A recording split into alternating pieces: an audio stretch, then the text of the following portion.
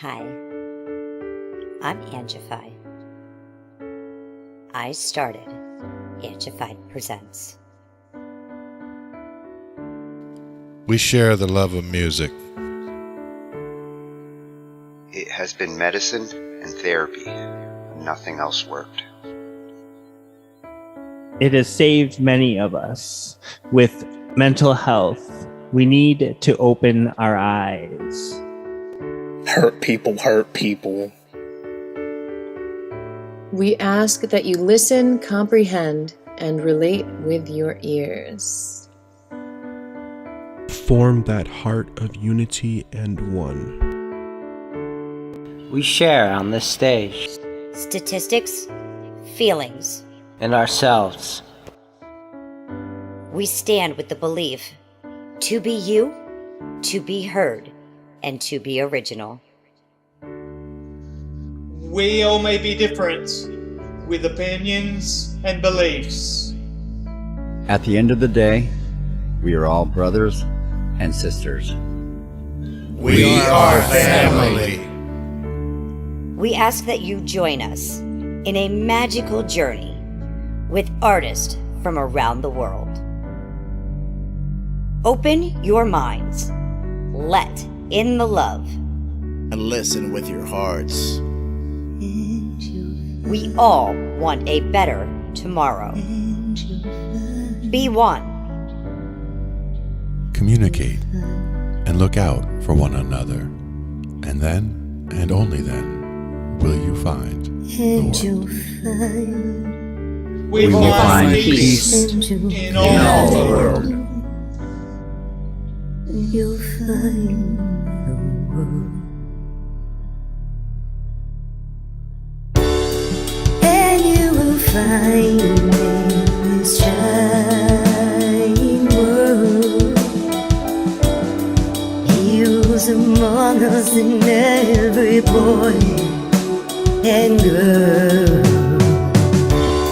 Many have been broken, red hearts turn black.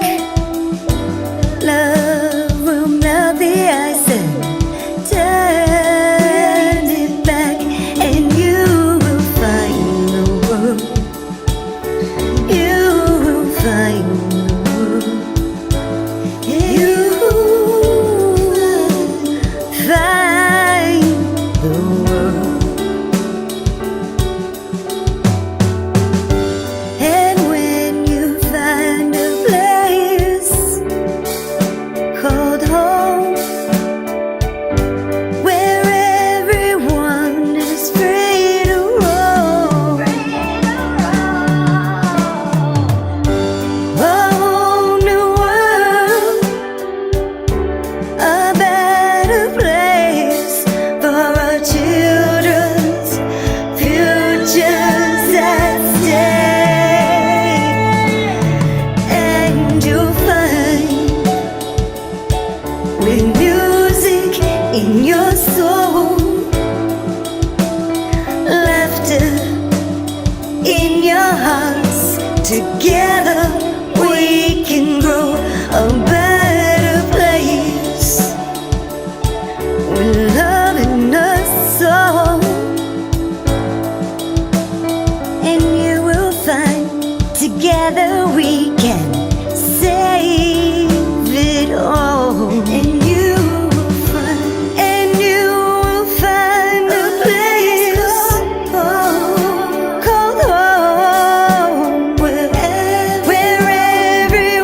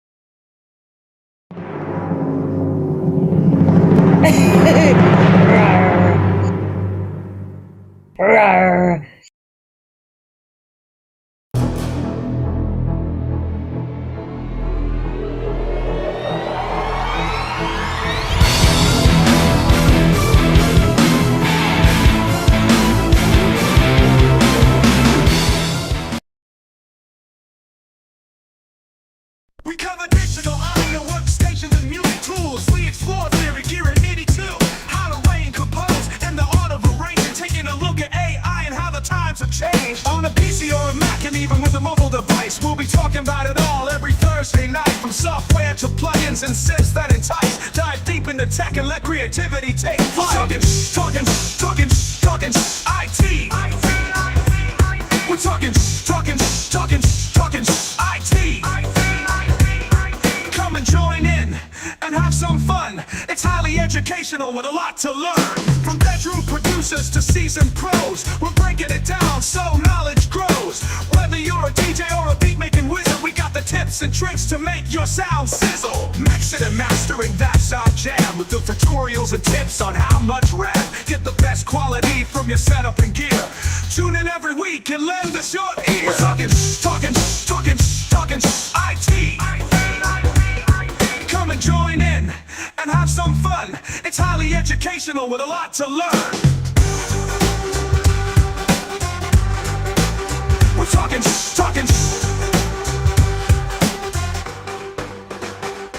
We're talking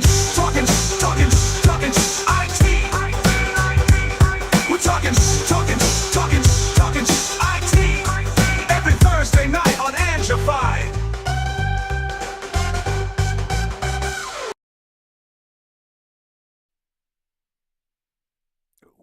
It's highly educational with a lot to learn. A whole lot. There's always a lot to learn, and you should be learning something every day.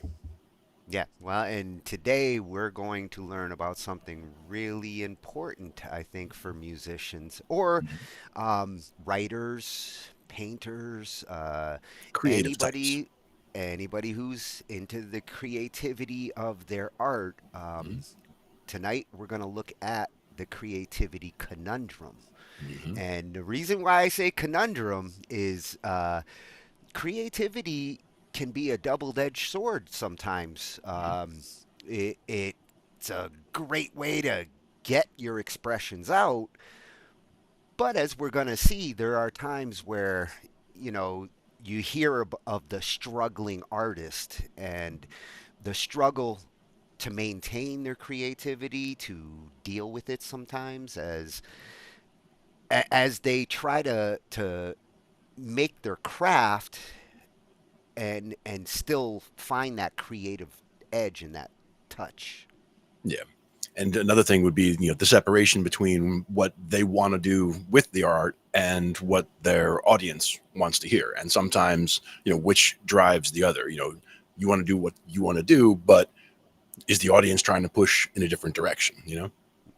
And you will see when artists are over catering to their audience and not necessarily getting their creativity out the way that they want, that sometimes that can make something that was fun work. Yep. And that's no good. It should always be fun. That's yeah. And I feel like this topic complements one we did last. Was it last year? We did the creative block, writer's block episode. Yep. There's a lot of things that kind of commingle here between these two topics, and you're going to see with some of the videos how they go back to that challenge of writer's block. Right. Because that is important, and it happens, happens to everybody. It's one of those things. Yeah. In fact, one of the channels that we used for the writer's block makes a comeback in this one because he's good at covering this topic. Right. Let's see what we've got. To the Talkin Shhh I.T cave. There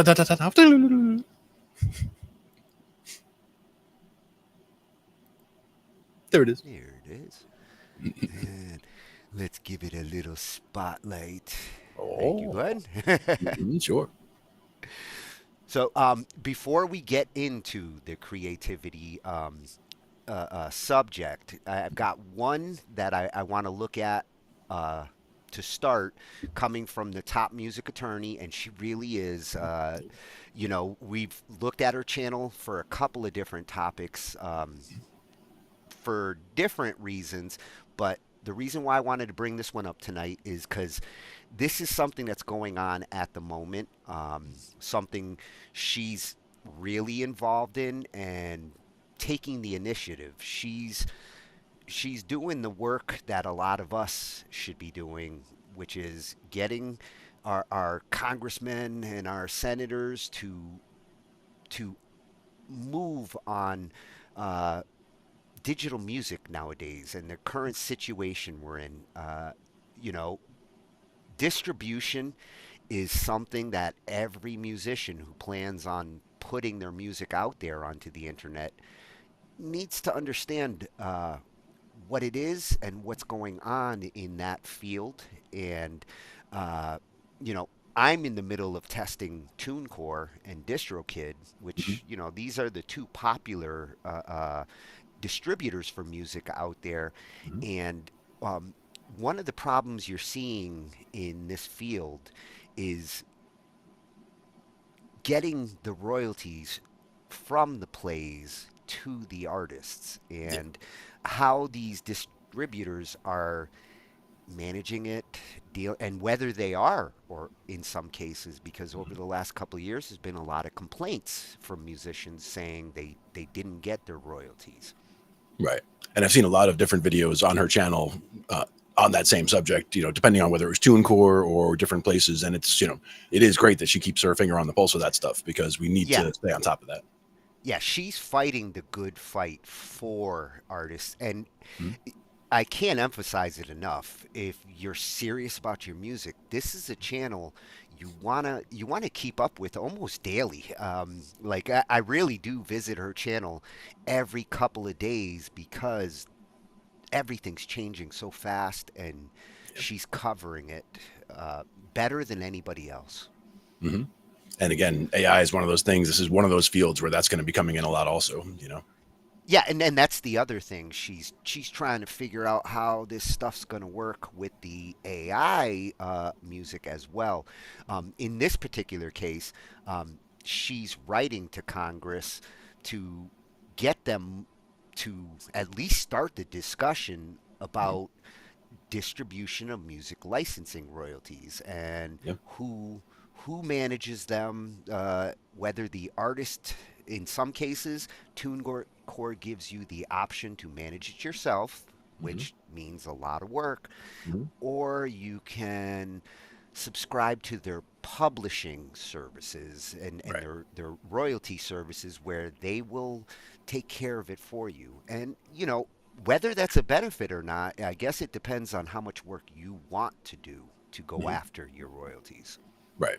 But at least the option is there. And I think that's the important point. That's, you know, to have that option, to have control of all of that. If you want to be the person who has, you know, who wants to be the person who is micromanaging all of that stuff. Yeah, it's nice to have the options, and it's good to be familiar with what you're going to deal with before you decide, I'm going to do it myself. I used to be that guy. I used to be that guy that was like, I want to do everything myself and take care of everything. But you start to realize how much work it is, and sometimes it is better to let somebody else handle it. Yep, absolutely. Delegation. So we're going to see what she's doing with Congress, and I'm glad that there's someone like her out there fighting this fight, because this is the time. Definitely.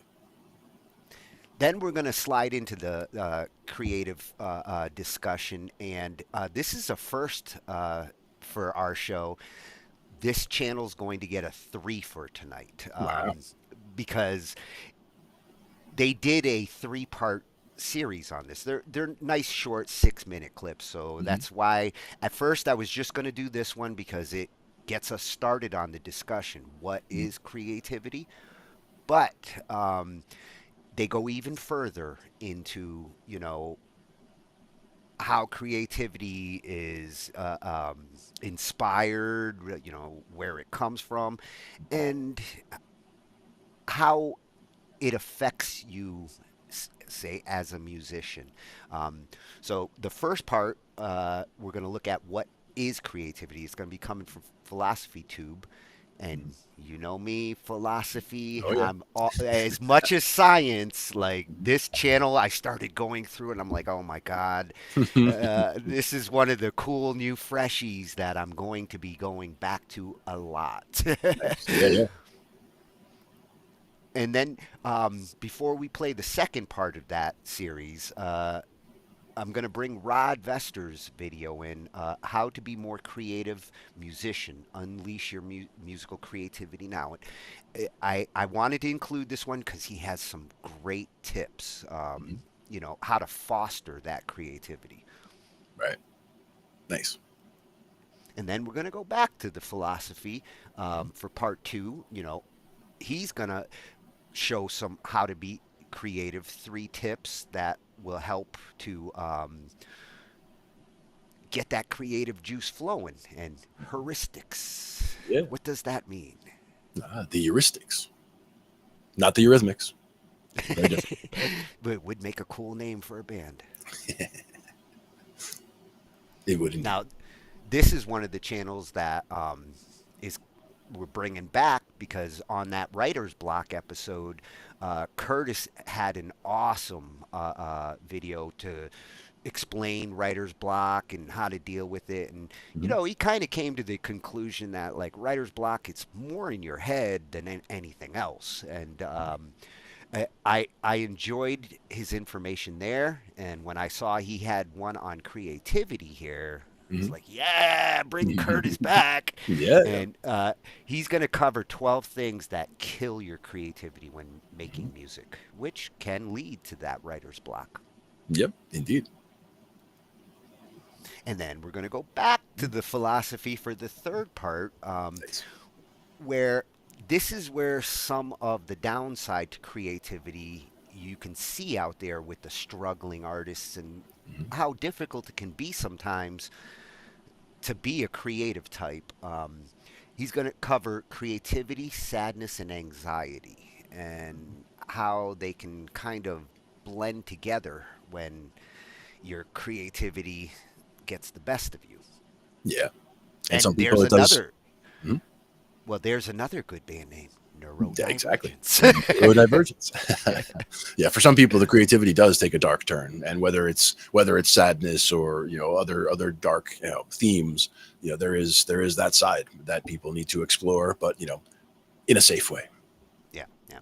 And when I saw this one, the last 2 that we have here, the last video after this one, is a good complement to it. I don't agree with everything, but I don't disagree either. The points that he's going to make here of artists throughout time, and he does a really good job of the examples he mentions of these artists throughout time who the creativity sometimes got in their way or wasn't recognized, in their lifetimes, which is a tough thing sometimes for a creative type to have that creativity, but live it in a moment where it doesn't feel like it's being appreciated. Yeah. And that's the thing is, if we go to just, not even that long ago, before anybody could just, throw together a song on their computer or phone or what have you, there were tons of people who were extremely talented who had no way of getting their music out because they had no idea what to do. Yeah. But, we're starting to get there. Yeah, the ones he mentions really did live in a different time. That's why I feel like there's parts of it that I was in agreement in the end, but I'm thinking like, times have changed, and a lot of what he's talking about is the history of creativity and how he feels that society has always kind of hated artists. It's always been there, and the examples he gives, he has a compelling argument. Sure. Certainly worth exploring. Yeah. So to start, let's go visit the top music attorney, Miss Crystal. Again, like every day I'm seeing updates on this distribution and royalties, the AI credits that are all getting defined like in the moment here. She's looking at it from a legal analysis standpoint and informing the musicians out there what they need to know. And a lot of us, we don't go down these rabbit holes. So it's good that there's a channel like this that does, because you really do need to keep up with this stuff. Otherwise, you're putting your stuff up there, but you don't know what's being done with it. Yeah. And a lot of times, she's reading through the terms of service, so you don't have to. Yeah. And she'll tell you the points that are most important. And she understands it so much better. So to have her explain it to me is so much better than me trying to figure it out on my own. Yeah, for sure. So she wrote a letter to Congress, and she's addressing song distribution and music licensing royalties, and I really hope she gets some reaction and response from them. And I hope you all go visit Miss Crystal and take her advice. Yes, indeed.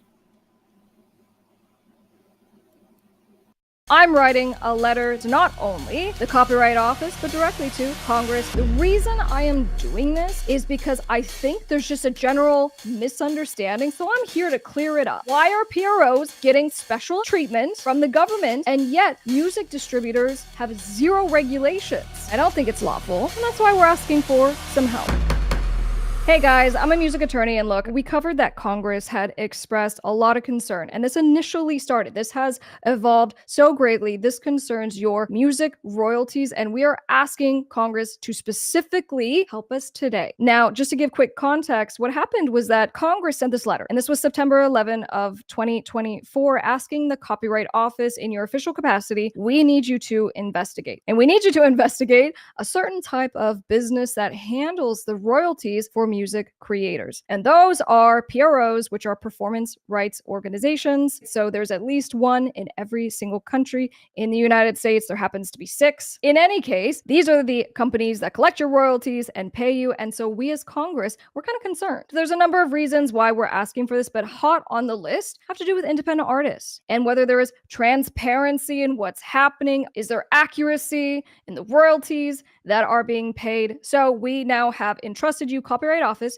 to go and gather information. So guess what? This is our opportunity, and I'm writing a letter that we're going to send to not only the Copyright Office, but directly to Congress as well. And I'm writing this on behalf of my music business community. If you're excited, give this video a big thumbs up. Let's go, let's go. All right, this is going to the Register of Copyright. So, dear Register Perlmutter, on behalf of Top Music Attorney and the 130,000 independent music creators and rights holders in our community who are principally independent artists, we submit this public comment to urge the Copyright Office to consider the broader systemic abuse occurring across the music industry. This is not just amongst performance rights organizations. Now, guys, if you remember this, Congress initiated this related to performance rights organizations, which are PROs. If you're in the United States, the big ones you probably know are BMI, ASCAP, CSAC. So Congress said, wait, we see that there's all these new PROs popping up, and we're concerned about a couple of things. And one of them is to make sure that if this company or these companies are responsible for the music licensing, the royalties, and the distribution of your royalties in that pipeline, we want to make sure everything is on the up and up. The present inquiry rightly addresses concerns about fairness and transparency in the PRO system. However, the problem independent artists face is far more pervasive. It extends to other unregulated businesses called music distributors. For context, the most widely accessed platforms for music today are platforms like Spotify, Amazon, Apple Music. These are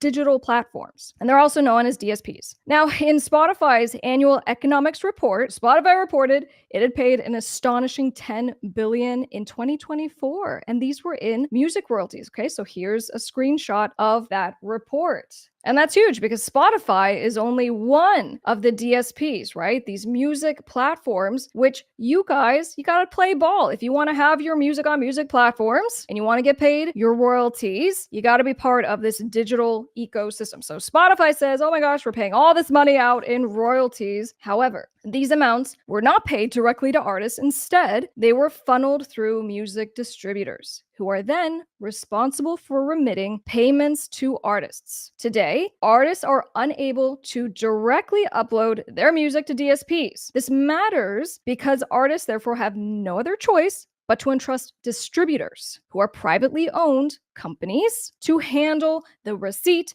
and the payment of all streaming music royalties. This is certainly a big responsibility that should carry very robust protections for artists, few of which actually exist. So in September of 2024, in a letter to the Copyright Office, so the Honorable Jim Jordan, the Honorable Daryl Issa, and the Honorable Scott Fitzgerald, on behalf of Congress, and this was the Committee on the Judiciary, which is collectively Congress, rightfully expressed concern related to the PROs. And they go, well, the PROs are entrusted to licensing, receiving, paying music royalties to artists. And so there seems to be a lack of universal oversight to ensure transparency and safeguards for artists. Congress also expressed concern regarding the proliferation, the popping up of new PROs over the years, making oversight really tricky. Comparatively, music distributors control access to the largest sources of artist income today and are largely free to operate without oversight, routinely engaging in predatory behavior, including arbitrary royalty withholding, one-sided contracts, and a total lack of due process. Here's the bottom line.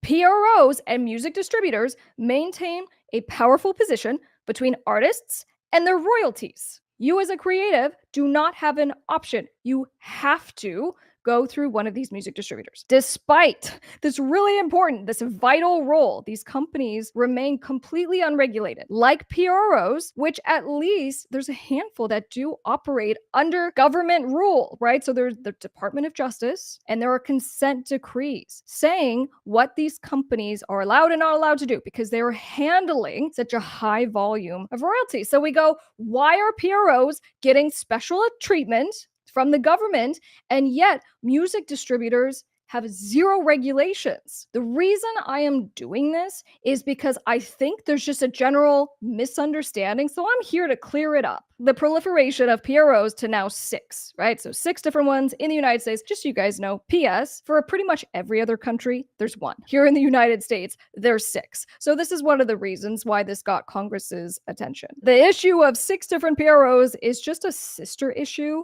to the spread of other unregulated music businesses that have wedged themselves into the royalty collection process on behalf of artists. Troubling, these music distributors continue to abuse their trusted position. For example, the contracts for each of these companies are publicly available through their websites, often called terms of service. These are the contracts that artists are required to sign without any right of negotiation in the majority of the cases. And the terms of service for the biggest music distributors, representing tens of millions of artists, include the following. 1, the distributor may unilaterally forfeit, i.e. keep, artists' royalties in their sole discretion with no requirement to provide evidence or notice of any wrongdoing. 2, the distributor may charge an artist's credit card at will for any alleged wrongdoing. Again, without any evidence, without notice. And this is in addition to forfeiting the artist's royalties and not paying them. 3, the distributor may earn interest. This is one of my favorites. May earn interest on the artist's money held in a custodial accounts. And so this means this is done without informed consent. There is a company making money off of someone else's money, forcing that person to waive their rights to any of the interest that is benefited and never paying that interest to the actual artist. 4, and lastly, music distributors can, and they do, cap the potential liability that could be brought against them to $100. We've even seen $50 for some of these contracts, effectively stripping artists of any meaningful legal remedy. If the distributor does something bad, the most they can be liable for is $100. This business model disproportionately harms independent artists who must accept these terms in order to gain access to Spotify and Amazon and Apple Music. So the parallels to the licensing functions of the PRO are clear, yet music distributors face none of the legal scrutiny applied to PROs. That's why this matters. So, why the problem is bigger than just the PROs. Right now, Congress has said, Copyright Office, we want you to look at PROs. And so what we're saying is that the sister to the PRO issue are music distributors. At Congress's direction, the Copyright Office is to report its findings regarding the transparency, royalty collection, fairness practices of PROs. However, it's important to clarify again that there are different types of royalties. PROs collect performance royalties. That's different from what music distributors collect, which are streaming royalties. So in other words, if this review and the examination starts and stops with PROs, Congress will miss the forest for the trees. Artists are not only underpaid or untracked through general blanket licensing, but they're also being exploited by music distributors through manipulative contracts with manipulative payment terms, and there's a total lack of enforcement. The artist has no remedy for these things that are happening. Without comprehensive oversight, any improvements in the PRO sector will be undermined by systemic abuse further downstream. So here are my recommendations and our recommendations as a music business community. We strongly encourage the Copyright Office to expand its review. And one, recognize the interconnectedness of PROs and music distributors. Two, to recommend congressional oversight and potential regulation of music distributors who are currently allowed to seize, withhold, and profit from artists' earnings without any risk of meaningful legal recourse. Three, establish minimum fairness standards across all the royalty intermediaries, PROs, music distributors alike. So this will include things like artist notices and getting actual due process before their royalties can be forfeited and withheld by a company, a ban on being able to earn interest on an artist's royalties, reasonable cap on any liability waiver. In conclusion, concerns related to the exploitation of independent artists is not isolated to PROs. It is systemic with other major music businesses. PROs may require modernization, but any meaningful reform must also address the unchecked practices of music distributors who exert greater control over the flow of artists' royalties today. I just want to go back to that number I said, which is just for Spotify, just for last year, something like $10 billion in royalties were paid out. And those were paid to music distributors. And for me, being a lawyer, having done this for a real long time and having fought these music distributors who withhold royalties without evidence, without a basis, how many other artists, other music creators aren't even putting up a fight? This is such an effective business model for music distribution companies, and I don't think it's lawful. And that's why we're asking for some help. As top music attorney on behalf of our music business community, we urge the Copyright Office to use this inquiry as a launching point for recommending to Congress industry-wide reform that ensures creators, especially independent artists, are treated with fairness, transparency, and legal respect. CC going to Congress. I'm top music attorney. Leave a comment down below.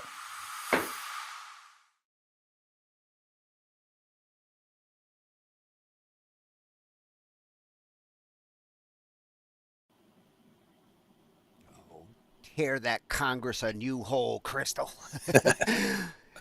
Yeah, I would totally want her like representing me if I was in a like music case like this. And those terms, you're right. Those terms are just ridiculous. I mean, I know you have to sign them to sign up, but if you ever read through them and saw those in a contract you were about to sign, you'd be like, excuse me, does this say that you're just going to take my money for no reason and no notice, and I just have to be okay with that? And you want me to initial there? Okay. Well, and like she said, artists are kind of forced into these terms. There's no real decision making. If they even read them all, that's the other thing. Nobody's reading them all, right? I'm on the right side of Yeah. this. But you're also up there. Hey, Glenn. But what's so important about what she's doing is getting Congress to recognize the role that the distributors are doing, because ASCAP and CSAC and these PROs that they're talking about, they've been at this game since the beginning of music making, but these distributors, this is something that's 21st century challenge here, where $10 billion from Spotify is going into their coffers, but not going to the artist properly. That's why over the last like 4 years, you've heard of tons of lawsuits from artists not getting their royalties. Exactly. And it's good, that the artists are doing that. But as she said, there's so many others who are just taking it because they don't feel that they have that fight in them, I guess, in some cases, because that is a legal fight like that. You have to front a lot probably to get something like that started. Or some of them just aren't realizing that it's going on. Yep. Yeah, they're just kind of stuck in the middle with no options. And still others might be just happy with whatever they're getting from it. I'm getting $30 for my music. That's great. Even though, the company is getting 30,000 or 30 million or whatever, it's. Well, and she started off by saying like, this really affects the big artists. The big artists out there, the ones who are bringing in the money and making it for these services, they're the ones that are going to get affected the hardest. Yeah, exactly. And sometimes we get this perception that like, oh, well, Lady Gaga doesn't need any more money. But regardless, it's a lot of money that's going on there that's not necessarily being regulated properly. The PROs have regulation, but these distribution services, it's the Wild West right now. And really the big ones, like you were saying with Lady Gaga as that example, for her to go ahead and start a lawsuit like that would be a good thing, actually, because she would have the resources to have that fight in there for everybody else, that kind of thing. It would be interesting to see a major artist help fight this battle. I'm sure Lady Gaga or a Taylor Swift, if they were to come up and bring this issue to the front, it would likely get addressed a lot faster. For sure. But it's good that she's bringing the topic to the table, and that's where it starts. Thank you, Crystal. Yes, thank you very much. Super important. That's why I had to start with that. I think it's important news and something all of us as musicians should keep up with.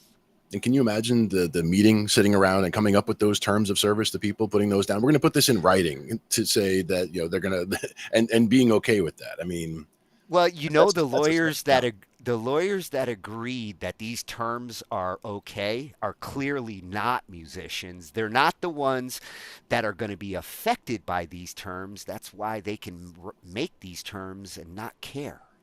Yeah. It's sad though, for sure.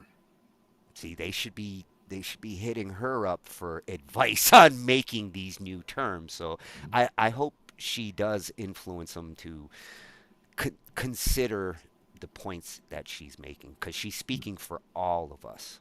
Yeah, and there are a lot of lawyers in Congress, so a lot of them have legal expertise outside of music as well. So they just might not have looked as closely at this particular lane or avenue of the law. Yeah, I'd be interested to see how many in Congress are entertainment lawyers, though. Right, exactly. The ones that I think are in there, they're law lawyers. They're constitutional law scholars. Lawyers. Yeah. Run for Congress, Crystal. Yeah, nice. I'll vote for you. 2 votes right here. So that's at Top Music Attorney, and you can also go to her website, topmusicattorney.com. She's got to be busy these days. Being the resource that she is, and considering how many people out there get affected by this, the business has got to be coming in left and right. Yeah. And Thank good to see God she still has time to go through the contracts. I know. I can't believe she has time to make this kind of content in between. Keep doing it, though. Thank you. Yep. So now we're going to get into some philosophy. And this channel, really want to give a special shout out to, because, like I said, first time we've had a threefer. And it's because the one part was not enough. I couldn't just eat one chip. And the three parts together really helped to kind of cover what we're going to be looking at tonight when it comes to creativity. This is coming from @PhilosophyTube. Awesome name. Awesome idea. I wish I had thought of making a philosophy channel, because I'm a philosopher at heart. Sure. Gotta love it. And the videos that they have here, I mean, was Nietzsche woke? I have asked that question. Nice. So to start, we're just going to look at what is creativity, and this is the video that kind of started like tonight. This is what I want to cover. At first, I wasn't just going to deal with creativity. I was looking in a couple of different directions, but after watching this one, I was like, you know what? This is a good topic for the entire night. Nice. Yeah. So let's see, what is creativity? Creativity is an odd phenomenon. It's prized and desired, but often elusive, hard to coax out, and even more difficult to define. Is creativity just coming up with new stuff? Well, no, because no one has ever said this before. Flies in insects, legs, wings, 42 men, green 5, amazing 5, suit 7, skulls and automobiles, quarterboats, 47, heavy metal was a film, Canadian was animation Canadian, Matt Lave, 8294, but that's not creative. It's just bollocks. This is entirely new.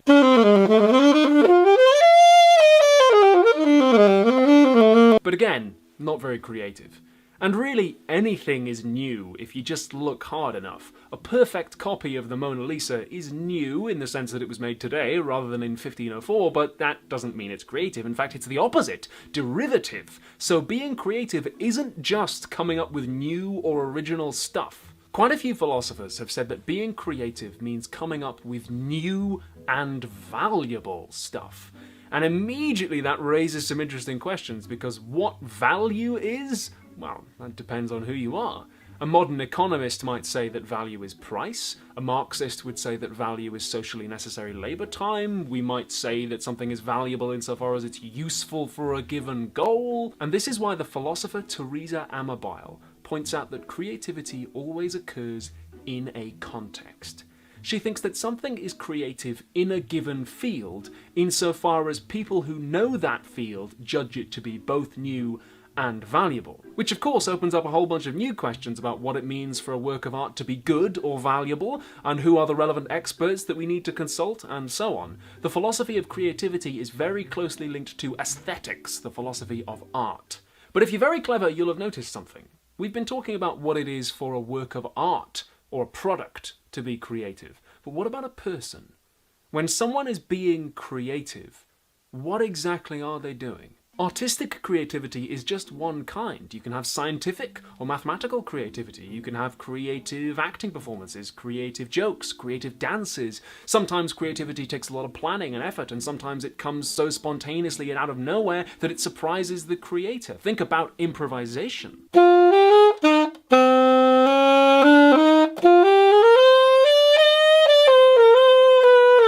So the philosopher Peter Carruthers thinks we need a theory that explains all of that variation. He says that whenever you go to perform some action, like open a door or pick up a book, your brain sends a signal to command the relevant part of your body, but it also generates action schema to anticipate what performing that action will look like, feel like, and so on. And those action schema are then compared against actual sensory input so that you can correct what you're doing. So for instance, if you go to move a sofa, Your brain anticipates how heavy it will be, what the fabric will feel like, and so on, so that you know how much force to put behind it, and you can correct yourself if you need to. Sometimes action schema are generated automatically, like when you move a sofa, and sometimes you can generate them yourself when you mentally rehearse some action. When you go, okay, I'm going to go on stage, it's going to look like this, the lines of the music are going to sound like this. That's your brain anticipating sensory input. Carruthers thinks that creativity lies in generating new and valuable action schema. When you're writing poetry, you anticipate what those words will sound like or what that image would look like. When you're painting, you anticipate how the paint will look on the canvas. When you dance, you anticipate how your body will feel in those positions. When you improvise, action schema are generated so quickly and automatically that you might even be surprised by what comes out of you. There's also some evidence to suggest that when people engage in scientific creativity, they construct mental models of the thing they're investigating using action schema. Think about the plum pudding model of atomic structure versus the central nucleus model. Those are both ways of thinking about the structures of atoms that rely on a visual picture to help you understand it, even though atoms are too small to be seen.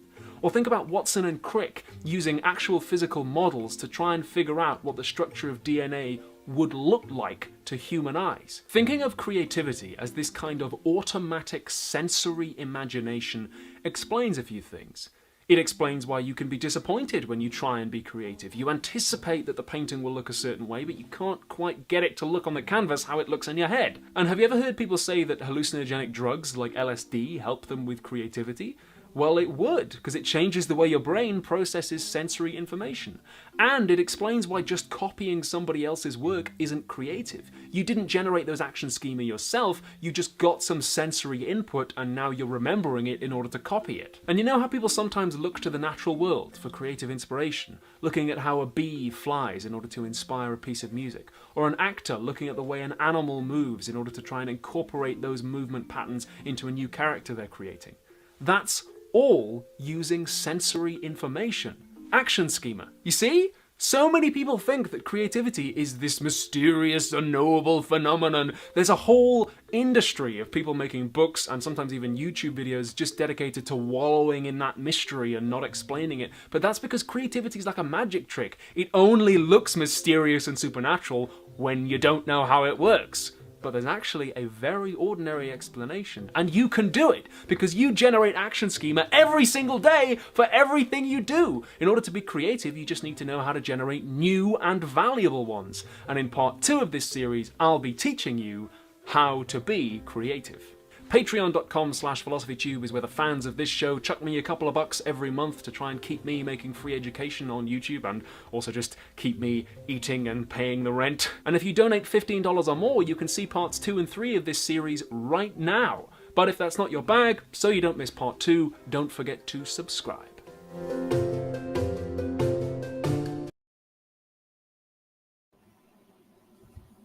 I didn't forget to subscribe. See? Right there. Yeah. Oh, you see why I really like this channel? The points that they're bringing up and his understanding of philosophers. That's why I really want to go through all these other videos, because I am a philosophy nut. And they reference, some important philosophers, some important points. I like that they separated the idea of creative material versus being a creative person. I like how he led in with what is creative material and then shifted to, a creative person and how creativity is judged based on something, what do you say, new and valuable? New and valuable. Yep. New and valuable, whether it's action schema or, just the ideas. And that is one of the ones with scientific thinking or scientific problem solving and doing tech support. I mean, I did tech support for 20 plus years, and that is all about, applying solutions you've done in the past to new situations. Like you're looking at a new situation, and in order to troubleshoot it quickly, you think about other situations that were similar in the past, and you come up with new ways of utilizing that information. Things like that, coming up with creative solutions like that, are the kinds of things that just lead to, it's kind of the way your mind works at that point. And then it's just, things when there's a problem, it's just you think about different ways to solve that problem that are not necessarily the more straightforward ways. You skip over some of those because those are the ones everybody thinks about and already tried. So you try this one and that one instead, and you get to the solution a lot faster. Stuff like that. Yeah, and the emphasis was on being able to improvise and think out of the box. And if you're good at that, the better you get at these things, the more creative you become. Exactly. Yeah. And, it really, to me, applies to musicians and music, but covers the gamut of the creative world. Definitely. Because like you said, a scientist who thinks out of the box, and what they mentioned, like what would DNA look like, from the human eye, that kind of creative thinking is how we solve things and discover new things. One of the ways that it was described, I don't remember which movie it was, but there were two scientists, and one had come up with a brilliant solution, and the other one was talking to a fellow colleague about it and saying that he's able to go from instead of going from A to B to C to D to E, he goes from A to E, and he was like, I need the B, the C, and the D. He's like, I need those steps in the middle to like walk me to the solution, whereas he just kind of jumped from here and just went, oh, we can just go right there. Go through a wormhole and come out the other side of the universe. Right over there, right where you want to be. Yeah. So that Patreon's going to be worth checking out, because I would like to see more philosophy. Sure. Philosophy is a great subject. Yes, that's why they will be back throughout the evening. Now, Rod Vester, I wanted to include this one because his tips are fantastic, and when it comes to feeding the creativity, he's going to cover some really good tips on doing so. This one's going to be coming from @RodVester over on YouTube. He was recently named as one of the top 30 professionals by Musical America, and he's a doctor. He doesn't just play one on YouTube. All right. Dr. Vester. So, Dr. Vester is going to teach us how to be more of a creative musician and unleash our music creativity now. Yes. Hey, friends. So, how in the world do you become a more creative musician? Well, today I'm going to share one thing with you that continues to help me. Coming up.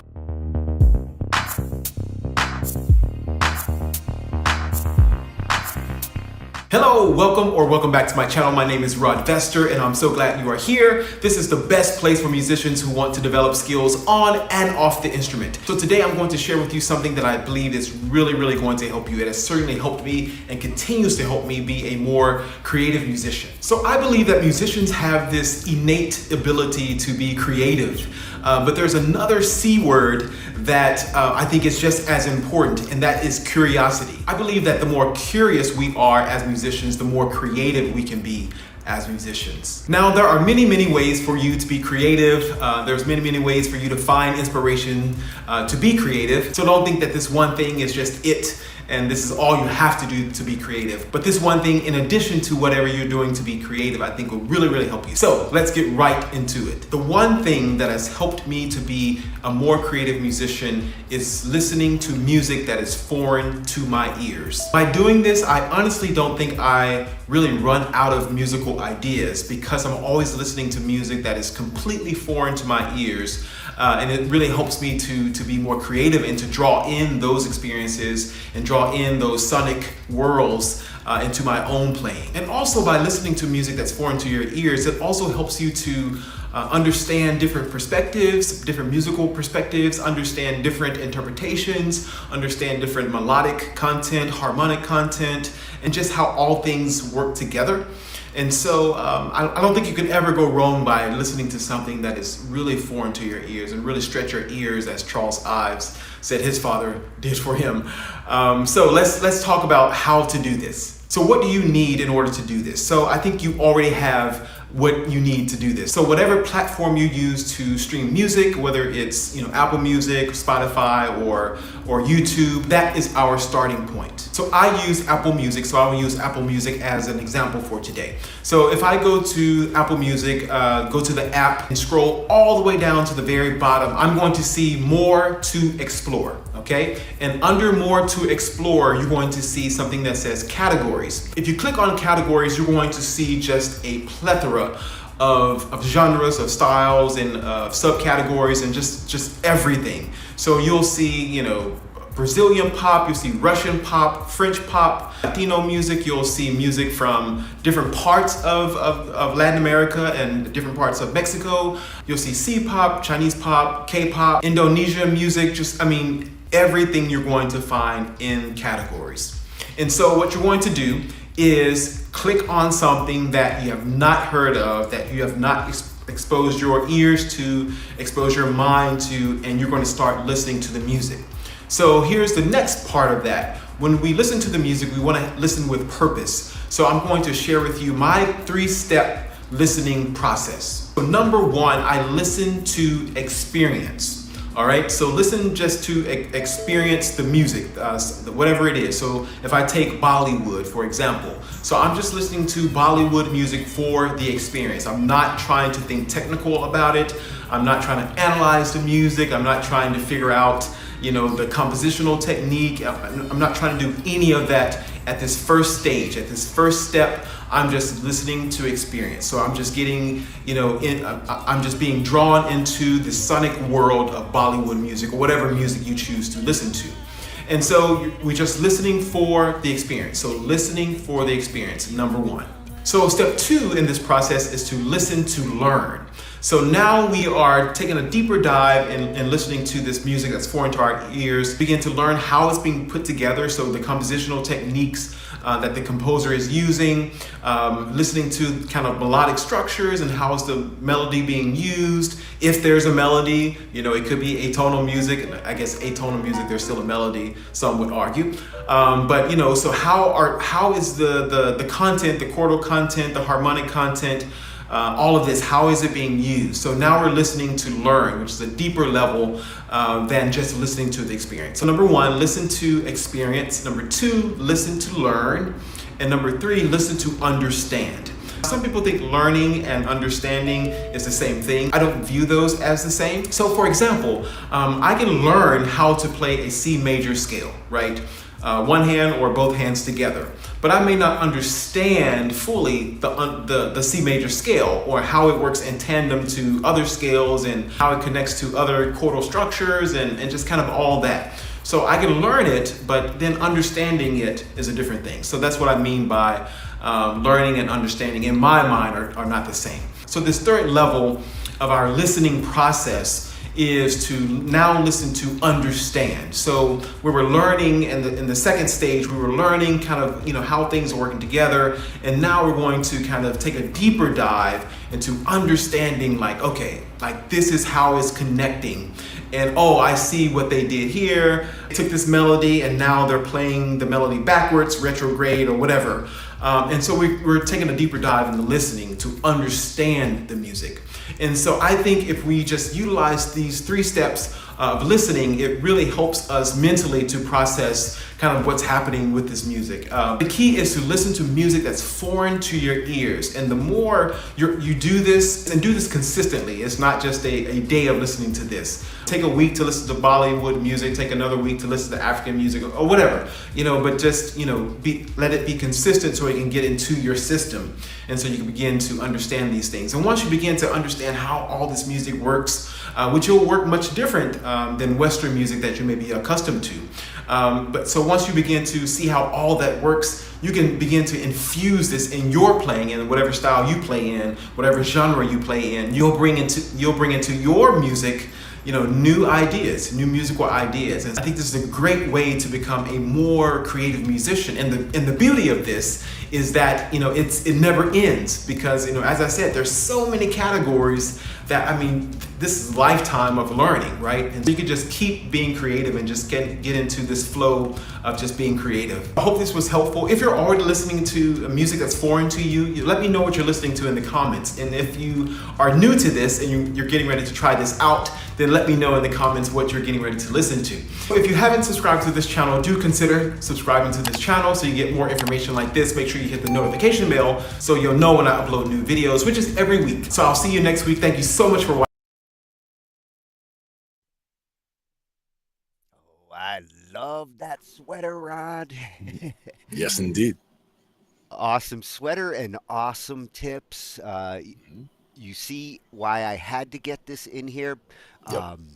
He mentioned the thing that I wanted to have mentioned, curiosity. Yeah. Because when I was looking through all these videos about creativity, the one thing that I wasn't finding was the mention of curiosity. And I think curiosity is one of those instigators of creativity. Absolutely. And it also reminded me, going into what's foreign to your ear, well, it reminded me of the Nare Soul videos of taking a deep dive into, ragtime piano or whatever, like just, picking something different from what she would usually do and just diving into it, and this same idea, spend some time absorbing it, listening to it, not to analyze, but just to kind of just let it wash over you, see what it feels like to just at first without having to analyze it and see what it's all about. Yeah, I like how he broke up the steps and, first start with the curiosity, go check something out that you don't normally, and then start to inhale it, simulate it, and then get into the understanding phase where make sense out of that. Yep. And that's where, for me, like analyzing whether it's, most of the music that I would listen to is Western music, and it has, it's either major scale or minor scale, and I can kind of figure out what the chords are, what notes we should be using, and all of that kind of all falls into place pretty quickly as we start, as soon as a song progression starts coming around, you can hear whether it's major or minor, you can hear what the relation is between this key, and then when they make a shift to the next key, you can hear what that, what we're going to, the interval. The different kinds of tempos, the different kinds of time signatures. As you go into like unusual genres, you'll run into unusual time signatures in some cases, and that's the kind of thing that takes a moment to comprehend. Yep. And the whole thing about listening for a week, you don't want just one song as an example, because you want to go through several things, because there could be things that are characteristic, let's say, of that style. Like there's always going to be this one bend, from the, the three, to the whatever, like, there's always going to be one thing in that particular style of music. Not always, but, it's characteristic of that style of music. Well, you're not going to learn all of jazz with one song. Right. For sure. You might learn the improv of it, but you're really going to have to soak in a lot of jazz to truly understand it. Even just to try to get it all in that box, which things are jazz and which things are jazz-like, but not quite. Yeah. Good information, Rod, at Rod Vester over on YouTube. Another freshie. Awesome sweater and awesome thumbnail for this video. He's got the Superman.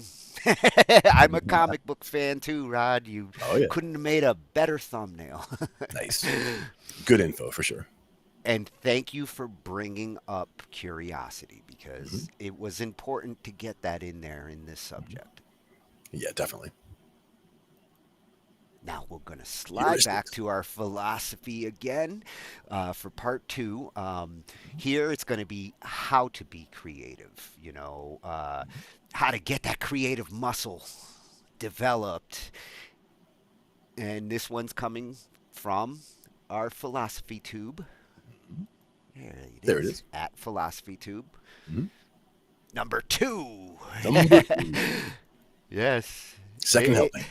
It is a special night because we've never done 3 from a channel. This is good stuff. Yeah, nice. In part 1 of this series, we learned what creativity is, and in this part 2, I'll be giving you 3 rules to unlock your creativity. But hang on a minute, can you really have rules for creativity? Isn't it just unconscious and inspiration? Paul McCartney once said that he just woke up one morning with the tune to Yesterday in his head. The French mathematician Henri Poincaré said that a lot of his most creative ideas just happened to him. And Picasso once said, "Je ne cherche pas, je trouve." How can there be rules for something so mysterious? The 18th century Prussian philosopher Immanuel Kant thought that you couldn't teach creative genius. There are no rules that tell you whether a work of art is beautiful, so he thought there could be no rules that tell you how to make it beautiful. It just has to come from inborn talent. Similarly, the ancient philosopher Plato thought that creativity came from the muses. It was literally supernatural. That was the only way he could explain how fickle creativity is, how sometimes it can work great and sometimes you're just stuck. But Kant has a very black and white view of what rules are. He's thinking like programming rules, where there are no grey areas and no exceptions. But another kind of rules is heuristics, rules of thumb. Heuristics are more like guidelines than actual rules. You have to decide when to apply them and when to break them, and therein lies the room for creativity and decision making. But still, what about all those creative people who said that their ideas just jumped into their brains from their unconscious? Like Poincaré, he said that one of his most famous ideas just came to him one day when he stepped onto a bus, and bam, there it was. Well, actually that might not be true. You see, he recorded that incident some 30 years after it happened, which is a lot of time in which to romanticize and simplify, and he also goes a bit too far in saying that his unconscious did all the work, since by definition he couldn't have been aware that that was happening. In fact, some of the evidence from psychology suggests that the conscious mind might be essential to creativity. One experiment asked people to perform creative tasks while the conscious mind was occupied, like improvising jazz guitar whilst solving a maths problem. And the experimenters found that on the whole, those whose conscious minds were tied up performed worse when it was only their unconscious mind in the creative driving seat. What those experiments actually show, though, is that having your conscious mind occupied during a creative task is unhelpful. It could be that a period of unconscious incubation, going away and doing something else for a bit, might be helpful to creativity. Like as an actor, I know sometimes that if you try to put a director's note into action in a rehearsal, it just doesn't feel right. It's only when you go away and you do something else and you just let it digest for a bit that you can come back and find the truth in the performance again. In fact, the whole essence of Stanislavski's method of acting is trying to coax the unconscious mind out, trying to lure it. So, without further ado, here are 3 top tips for unlocking your creativity. Number 1, set some arbitrary constraints. If you're just given a blank canvas and told, draw anything, it's difficult to come up with something. But if you're told, draw me a new landscape, draw me a new face, draw me a new animal, it suddenly becomes a lot easier. You don't have to use those constraints in your final piece, but just play around with them and see what happens. Again, as an actor, sometimes in rehearsal, I will play the scene with the complete opposite emotion from the one I think I should be using in the final show, just to explore the different ideas and dynamics that come up. Leonardo da Vinci used this technique when he was painting, writing, "Cast your glance on any walls dirty with such stains, or walls made up of rock formations of different types." If you have to invent some new scenes, you will be able to discover them there in diverse forms, in diverse landscapes, adorned with mountains, rivers, rocks, trees, extensive plains, valleys and hills. These are like the sound of bells, in whose tolling you hear names and words that your imagination conjures up. If you're doing creative writing, a good way of doing this is using metaphor. Say that X is Y, Juliet is the sun, love is a flame, all the world's a stage. Again, you don't have to use those metaphors in your final piece, but just see what happens when you try and write with those constraints. Number 2, identify the common rules and assumptions of whatever domain you're working in, and see whether they can be broken. A lot of conceptual art comes from challenging common ideas about what a work of art can be. Some of my favourite stand-up comedians, people like Stuart Lee, Pierre Novelli, Amir Khosrokhan, are so creative precisely because they've dared to ask, Why can't stand-up comedy be informed by German theatre traditions? Why can't it be an emotionally affecting work of art in its own right? Why can't it be quiet and meek instead of loud and confident? This brings up the important point that if you're trying to be creative in some field, it helps to know as much as you can about that field first. You've got to know what the rules are before you can choose whether or not to break them. Like, one of the pieces of advice that established writers always give new ones is to read as widely as possible. The Beatles got thousands and thousands of hours of practice playing other people's songs before they started writing their own, and even Mozart started out interpreting other people's works. There's no shame in it. Number 3, take a big idea and apply it to something very small. Like, what does the societal construction of disability say about the relationship between the characters in your play? How does the history of British imperialism since Shakespeare's time impact the relationship between Caliban and Prospero in The Tempest?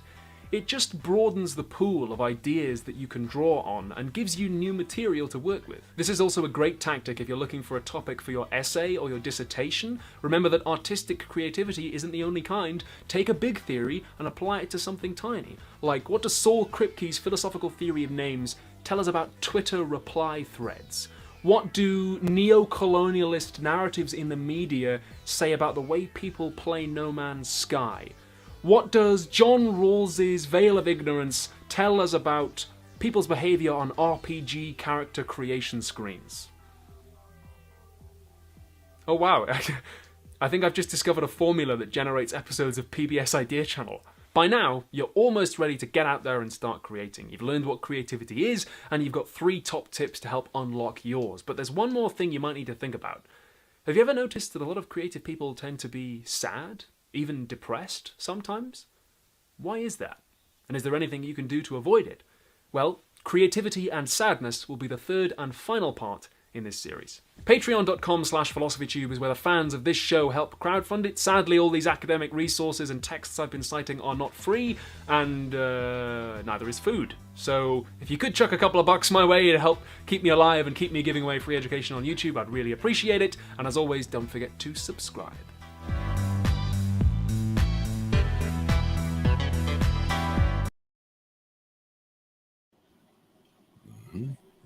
I would love to go back to college and take a philosophy course and get taught by someone like that.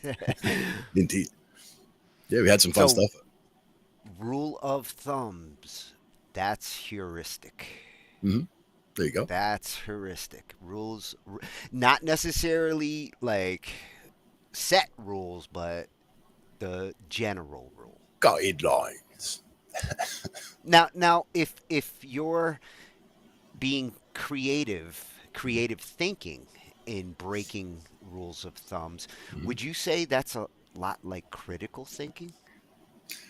Yes and no. Critical thinking is kind of, you need to decide which things you're going to believe, which things you're not going to believe, which things to take with a grain of salt when you hear from someone. That's more about the critical thinking stuff, whereas in this case, we're more in the domain of the creative space. For me, I'm thinking rule breaking as things like, we talk a lot about the pentatonic scale when we talk about music, and you can get a lot of mileage out of just playing the pentatonic scale.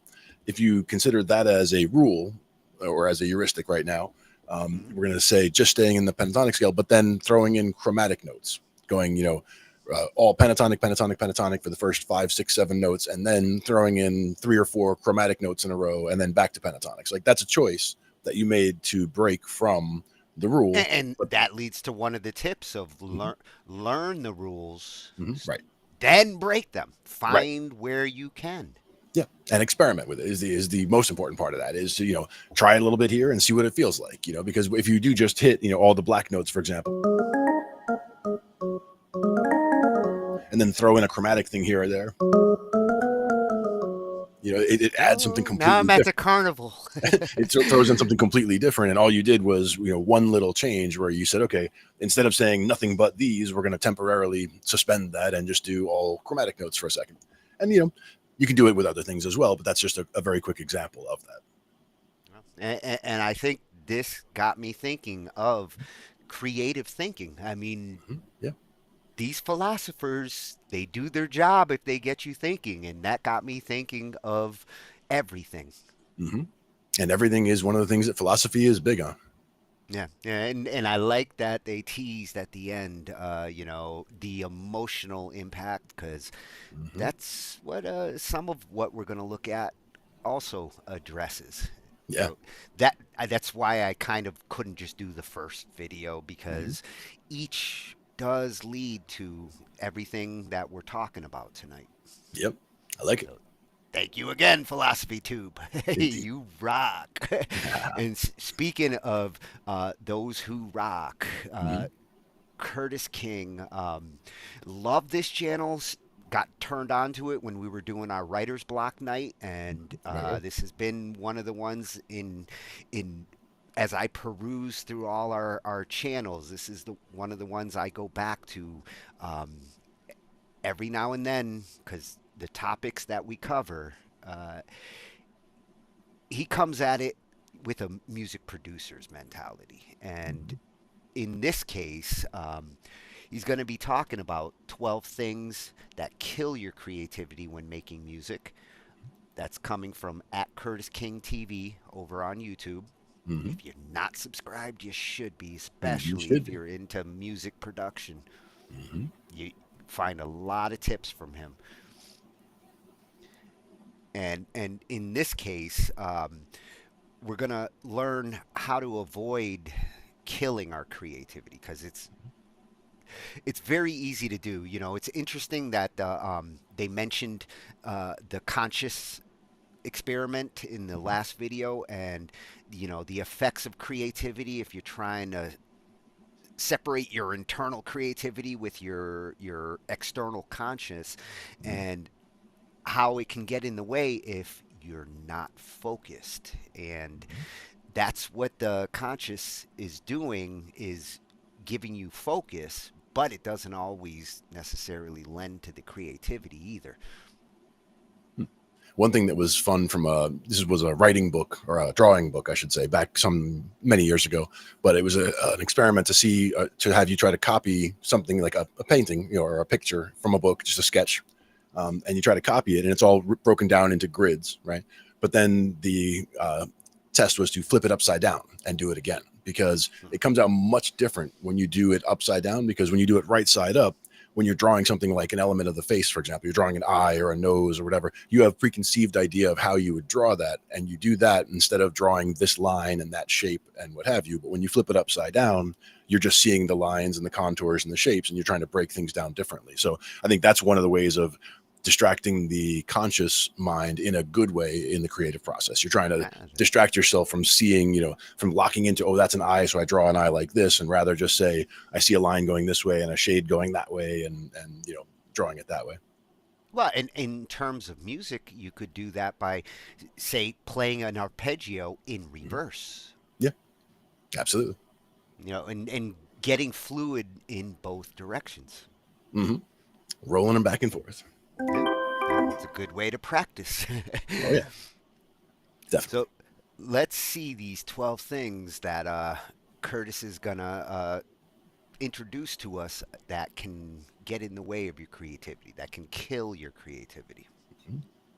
To avoid. Rappers and music producers, it's Curtis King, CurtisKingBeats.com, and today we're going to go over 12 killers to your creativity when it comes to your music. Let's talk about it.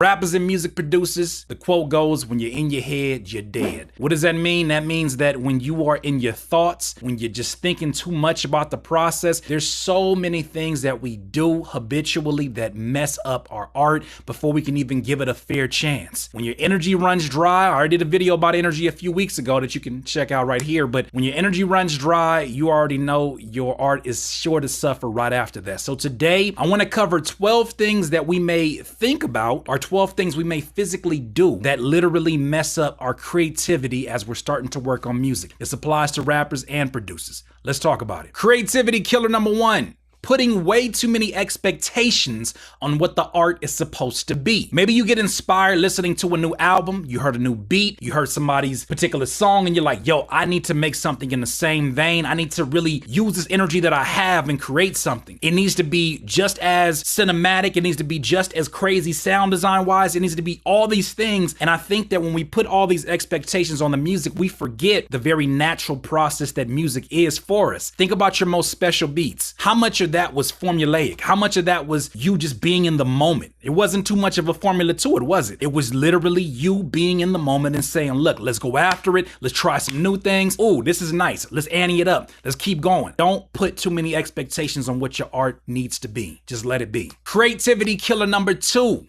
Comparing my art to others. Now, we talked about that a little bit in the last example, and then how you listen to something and immediately you feel like it has to be that. Here's something that kind of blew my mind, and it was kind of, I guess, common sense, but what you got to take into consideration when you're reading the linear notes of somebody's album and you're so inspired by a song, there's a reason why some of these songs that sound larger than life and they sound like multiple hands were involved. There's a reason why it sounds like that. Look at the linear notes and you see there's a reason there's 12 names listed there. There's a reason why you see the artist's government name. You see other writers in the room, maybe even people that generally will be featured because of their name, but because they're getting ghostwriting credits or whatever their arrangement is, they're in the background. Why? Because multiple hands touch this piece of art. For you as one individual to sit there and wreck your brain and say, oh my God, this beat or this song has to be just like this one, you're competing against 12 or 14 people. I'm not saying it's impossible. I'm just saying look at what you're stacked up against and relieve yourself of the pressure to have to compare your art to their art. Creativity killer number 3.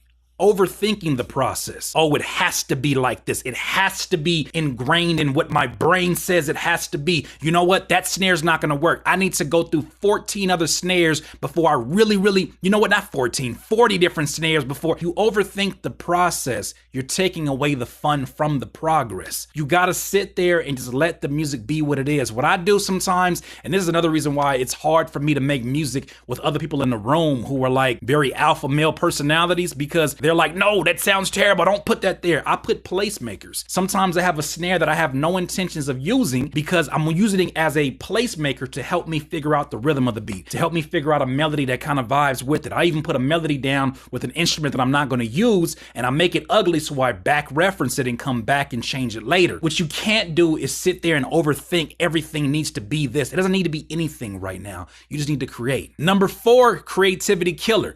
Obsessing over the minor details. I guess we're kind of overlapping some of these, but when you're obsessing over the minor details, what you're going to find is that certain things just don't matter to the big picture. You can spend 20 minutes, 40 minutes on hi-hat rolls, but ask yourself, how many times has somebody came to you as a listener and said, yo, I didn't like that song, so I listened back to the hi-hat rolls and I was like, that's the truth. So you got to figure out, what are the minor details within this beat? What are the minor details within the actual studio session? Sometimes we're so ahead of the game in terms of, yo, I could just see a music video that does this, and this. And it's like, yeah, that can be major later on, but right now we just got to make a record. We got to finish this record and give it the best we got. But sometimes we just think too far into the future and we end up going way past where our current destination is. It's good to have foresight, but it's also great, even better, to focus on the right now. Be in the moment. Creativity killer number 5.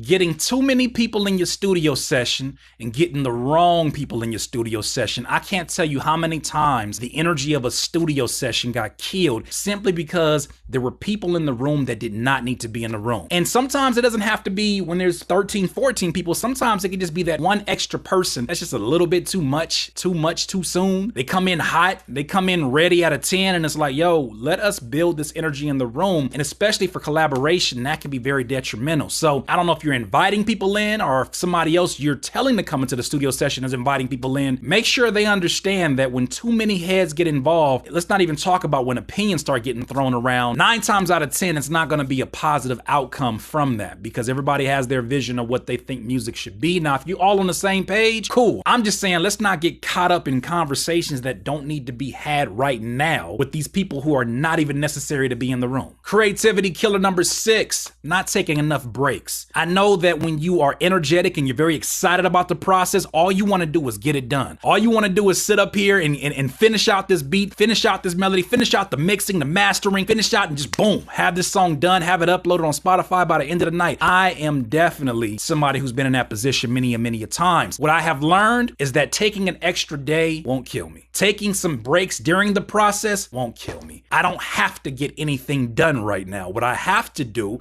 is allow this to be the best that it can be. And sometimes you do a disservice to yourself when you're working 10 hours all the way through. You know, I always talk about the Pomodoro technique, in which you're taking multiple breaks, strategic breaks, to allow yourself to come back at 100% after every break. And I'll tell you, this is not a myth. This is something that I do, especially when I have to knock out a lot of work in a small amount of time. I'm taking extra breaks. It's kind of the irony of the situation, but you actually get more work done because of that. Creativity killer number 7, not knowing what direction I want to go in creatively. There's so many times where I'll sit here and I'm just like, okay, I'm going to let creativity happen. I have a blank canvas. I'm going to play these keys and allow stuff to come to me. But guess what? That works a lot, but it doesn't work the majority of the time. I end up making this weird combination of sounds that don't always fit cohesively. And I think that comes from me not having just some general focus, some big picture focus. And those big picture focuses can be, I want to make something that sounds like it would bang in a club. I want to have something that sounds like it'll bang even on a really stock system. I want to make something that sounds like a stadium crowd just clapping all together. And this is the kind of music that you would have in a stadium environment. These are big picture goals that will help you make specific decisions along the way as you're creating your music. Creativity killer number 8. Let's eyeball them.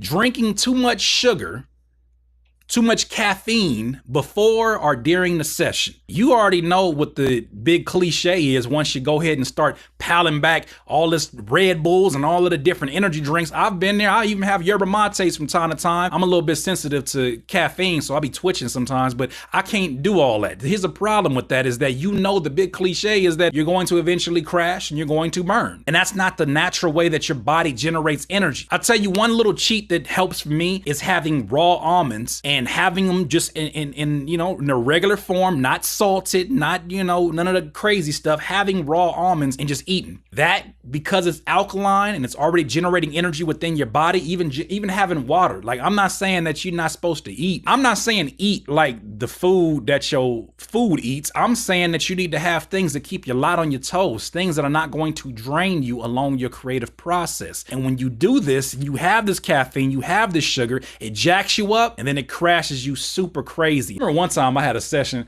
it's a little small story. I had one session where we drank Kool-Aid in the beginning thinking I was gonna boost us up. We had all that sugar in there, and about an hour in, we was like, fam, I don't even want to do this no more. We was looking so stereotypical. But anyways, that happened, and then we learned a valuable lesson. Don't use sugar when you're trying to get your energy up. It's good every once in a while to do that. Sometimes we need that extra boost. It's fast, it gets to the studio session, but in the long run, you don't want to rely on caffeine and sugar to boost your creativity. Creativity killer number 9, focusing more on my weaknesses than I'm focusing on my strengths. There's been many a times where I sit up here and I have to remind myself, this is not practice. This is not me trying to learn how to become a better piano player or become a better chord progression organizer. This is not the time for this. I'm making music, I'm cooking. And sometimes it's so easy to get in a place where you're like, I gotta obsess over it. I gotta make this perfect. It's gotta sound like, it's gotta be this. And what ends up happening is that you put all that energy that could have been exerted towards what your strength was and improving that strength, and you put that towards your weakness. I read in a book one time by John C. Maxwell called Failing Forward, where he says you should focus on only the weaknesses, only improving the weaknesses that hinder your strengths. Doing anything else is just a waste of your energy. So when you're sitting in here and you know what you're amazing at, go in first on that. Let that go ahead and be that. The energy that you have after you've already got momentum, you'll be inspired to do something maybe that you don't even have the ability to do because you're not a traditional player or whatever your weakness is. You'll have extra momentum and even energy to go ahead and create that. So focus on your strengths and improving and giving more muscle to your strengths instead of focusing all your time and energy on your weaknesses. Creativity killer number 10. And this is something on a very subconscious level I think is hurting a lot of producers in particular. Hating on other producers. I guess it applies to rappers too, hating on other rappers. All of that hate is literally draining the very well of creativity that you're hoping to pull from. Friend of mine, Noah James, always says, get that hate out your heart and put it in your art. And I couldn't agree anymore. There's so many producers and rappers who get frustrated with their process. They get frustrated because they feel like they're on the outside looking in at other people who are doing well. And the best thing that they can do, or they feel like the easiest thing that they can do, is jump on social media, jump on whatever, and just hate on everything. They hate on somebody else's beats. They hate on the way their beats sound. And it's like, well, that person's out here actually being successful. What are you doing? Use that energy for something else. If you still got that kind of hate in you, you need to put that towards your art, because putting it anywhere else is a waste of both of your time. Don't do it. Creativity killer number 11,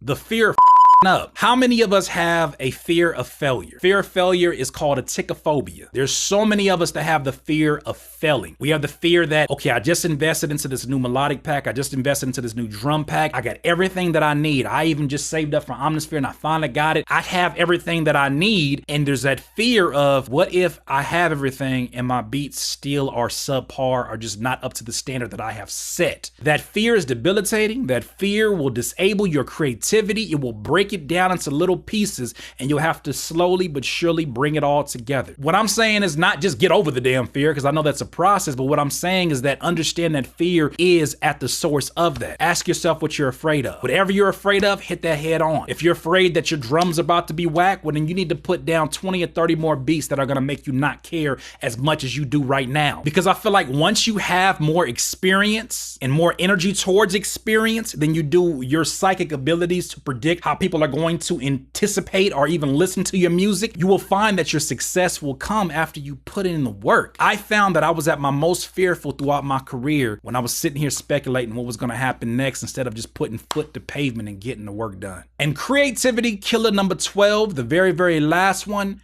not spreading your creative energy in other places outside of your music. I understand you wanting to accomplish your goals. I understand having passion. I understand having so much energy built into you that you just, I just gotta get out here and I gotta get it. But here's the thing about it. You still got a life to live. You still got life outside of music. People who say things like music is everything, I believe that comes from a place of fear as well. A lot of people put a lot of pressure on what this needs to be. This has to, no, if I don't make it here, I'm gonna be a failure, and that's just not the truth. There are so many things that you are great at, so many things that you have the ability to share with others, things that people wouldn't even know of you. So many, weird little tricks or weird little talents that you have that they're like, I've never seen a producer with the ability to do, hold on, look at that. See my eye, watch it, watch it.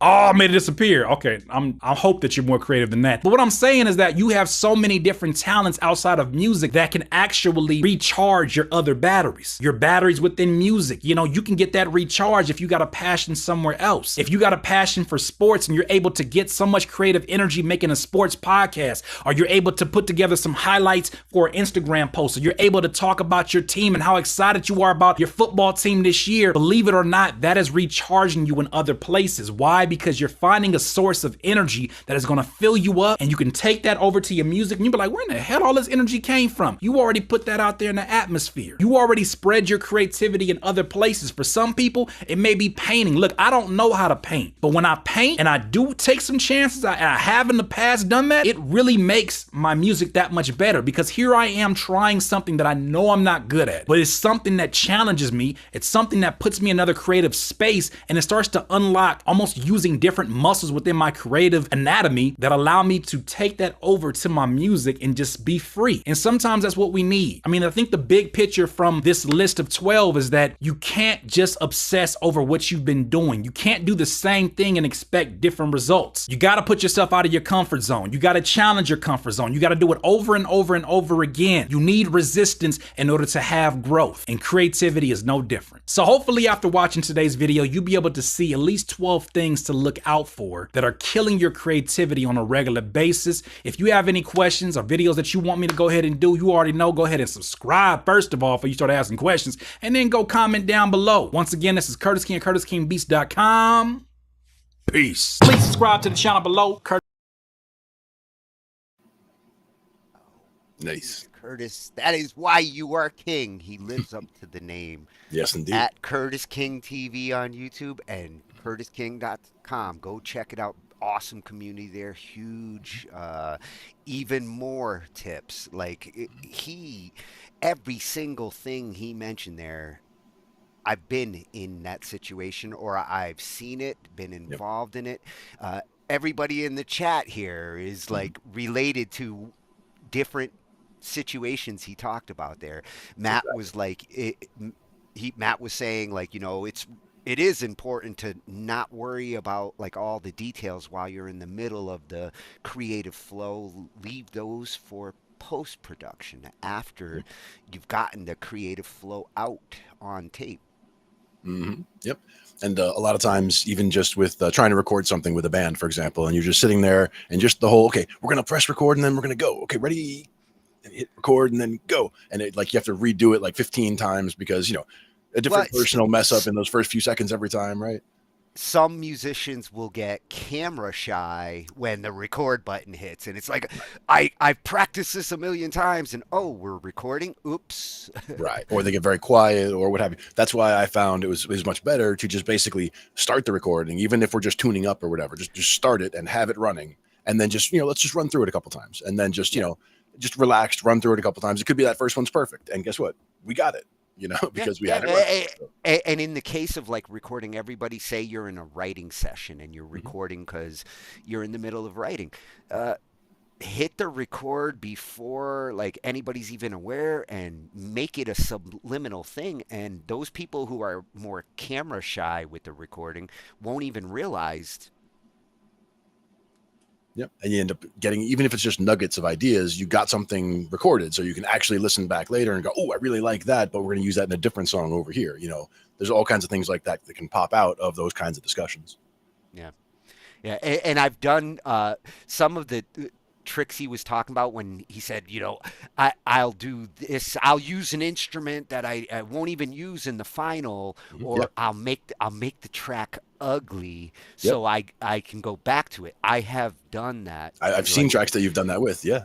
I've seen even the vocal line track, the one that'll guide the vocal line. Like to me, like that always to me is always one that I can just jump on, and like I can hear that and follow. What and when you hear that track that you don't want to hear at the end because it's ugly, it reminds you to deal with it in the post. Yep. And it could even be, just a timing thing where, you got the click track in there, when the block, it's click, click, click, click, just going around because you want to keep the timing going, but you definitely don't want that in the final product. But going through a quiet section or a break or something and you want everyone to lock in on the comeback, you can have that running there. Yeah. And I like his health tips.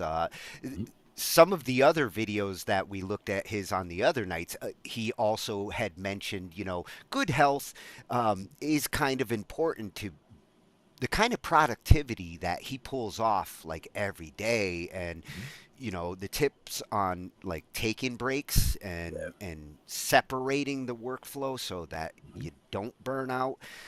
He almost convinced me to eat almonds, which I'm not a big fan of, but you know what? If that is a natural way to energize versus the caffeine, which I understand what he's saying. Caffeine to me sometimes does kill my creativity too.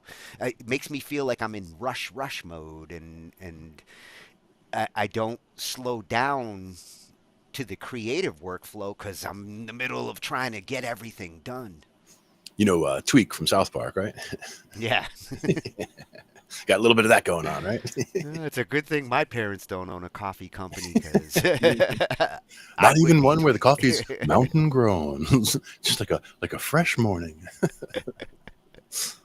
Well, Curtis, thank you. Gold for those tips. Yes, he has never failed on any of our topics. Excellent. Now to go back to the emotional side of creativity, because where we left off with the last one, he was talking about like, how creativity can sometimes like bring you down. And that struggling artist, that artist who, say the Kurt Cobain type of situation where your creativity is leading to fame and it's bringing you down because it's not who you want to be, even though you're doing what you want to do. Right. And that is the conundrum there. Yeah, and I always felt like that was part of the issue that he was dealing with, which was, I want to do this, but I don't want to represent that because everything I'm singing about is not being that, and I'm becoming the very thing that I resent. Mm-hmm. Yeah. Tough spot. So back to at Philosophy Tube for our third part in their series. Mm-hmm. And word of the day is neurodivergence this time. Mm-hmm. And here we're going to look at creativity, sadness, and anxiety. These all kind of go hand in hand with the creative types out there. Yeah. I know, because I know a lot of them. Sure. Mm-hmm. So let's see what neurodivergence is. Mm-hmm. In part 1 of this series, we learned what creativity is, and in part 2, I gave you 3 rules to unlock your creativity. And in this part 3, we broaden our horizons and start to look beyond ourselves. Have you ever noticed that a lot of creative people can be quite sad, even depressed sometimes? Virginia Woolf had bipolar disorder, the playwright Sarah Kane had depression, Van Gogh cut his own ear off. Is there a link between creativity and sadness, even illness? Some people have claimed that there are statistical correlations between creativity and certain forms of neurodivergence. That's a fancy word meaning brains that are statistically less common. Not necessarily ill or disabled, just examples of natural variation in human brains. The idea is that if you have a different brain, you can think in ways that are more creative and original than somebody with a more statistically common brain. Like, for instance, one study has said that there's a correlation between creativity and dyslexia, which may have a neuroanatomical component. Moving from the neurological to the psychological, some creative people say that they have imposter syndrome. Imposter syndrome is not believed to be a mental or psychological disorder. It is not classified as a medical issue, despite the medical-sounding name. It's the tendency for some people to be unable, to a greater or lesser degree, to internalize their achievements, to accept that they have done well. People who have these feelings sometimes say that they worry people will find out that they're a fraud, that they're not as talented as everyone says, or that they just got lucky. Some studies say that women are more likely to experience these feelings than men. Other studies say that men are just less likely to report feeling them. Some people who say that they have these feelings are Dame Judi Dench, Emma Watson, and YouTube's own Tom Scar. In his book The Master and His Emissary, Ian McGilchrist says that the right hemisphere of the brain, which has long been thought to be the more creative of the two, is also more prone to experiencing feelings like sadness. If it is the case that the right hemisphere plays a central role in creativity, that might explain why creative people can sometimes get sad as well. But, The Master and His Emissary, very interesting book, but in a few places it goes too far, and I know in a few places it's actually just downright wrong. The lateralization of brain activity is not well understood, and it's tempting to let the myths about creativity run away with you and say more than brain science really can. We also need to be very careful not to romanticize mental illness. The stereotype of the tormented artist whose illness is integral to their creativity, it's not a useful one when it comes to helping people live happy, healthy lives. So maybe we need a different kind of theory. In their book Art and Fear, David Dales and Ted Orland say that creativity is by its nature personal and vulnerable, so of course it can make you sad or anxious sometimes. I asked the fans of this show whether being creative ever makes them feel sad, and a lot of them said that they worry they don't make anything of real value or that they're not real artists. But to say that you're not a real artist is to compare yourself to some image of a real artist that you have in your head, and it might be a very unrealistic ideal. We compare ourselves to ideals of artists who get everything right first time, and it's totally easy to them and it all comes off without a hitch, but that is not how art is made. Tolstoy rewrote War and Peace 8 times. We don't see all the times Michelangelo went, bollocks, We don't see all the bomb takes and the bad rehearsals that go into a Daniel Day-Lewis performance. You don't even see all the outtakes that go into this show. We only see the product of creativity, never the process. So maybe creativity makes us sad because we have an unrealistic expectation of what it's like. But I want to bring this down to the real world for a second. A while ago, I went to Summer in the City, the big YouTube convention that happens here in the UK, and I went to a panel called Popularity versus Integrity. All the panelists were talking about what causes them to sacrifice their integrity, what causes them to feel bad about the things they create. And do you know what they all mentioned? Money. In fact, you might not have realized it, Liam, Sammy, and the others, but what every single one of you on that panel described was Marxist alienation from the act of labouring. Karl Marx said that feeling bad about what you make, feeling frustrated or unfulfilled in your labour, happens because of capitalism, a system that pushes people to work and work and work constantly to make profit for someone else rather than work when they want to and because they find it fulfilling. He says, of course creation can make you sad or anxious because you've got to keep doing it even when you don't want to. Keep painting paintings, keep composing music, have a YouTube video ready every single week because under capitalism, if you stop, you lose your home and you starve to death. He says, of course that's a bleak way to live and you're right if it makes you upset.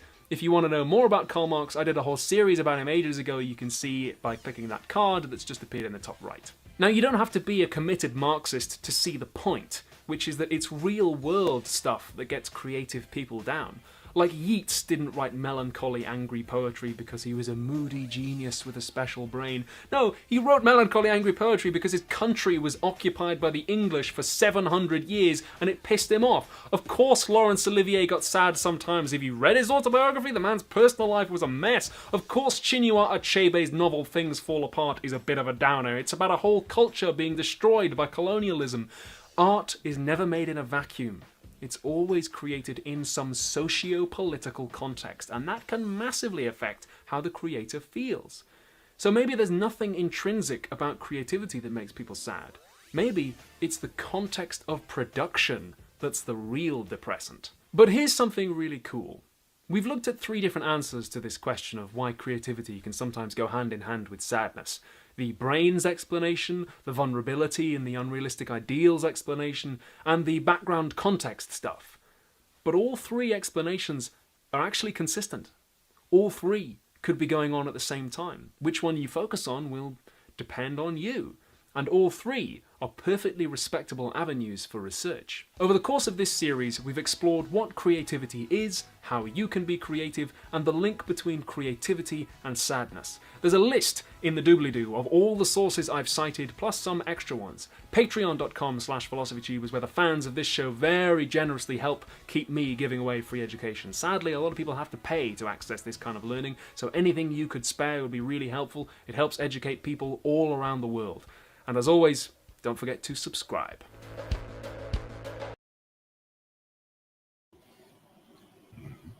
Subscribed. I'm going to check that list of doobly-doos. Yes, indeed. Very important doobly-doos. And this channel, I'm so glad I covered this tonight because this is what I'm going to be binging when I go to sleep. Nice. So many thinkers on this channel. You picked a great topic. Well, on that one, the 3 different approaches to studying sadness and anxiety with the creative types, I would have typically thought the brain approach, the left brain, right brain thing. I'm left-handed, so, I've always wondered why am I this way? And, right side dominant brain thinkers. And there's some truth to those studies, but like they mentioned, it's not set in stone just because you're left-handed or right-handed and left-brained or right-brained, that these kinds of attributes are necessarily going to be dominant in you.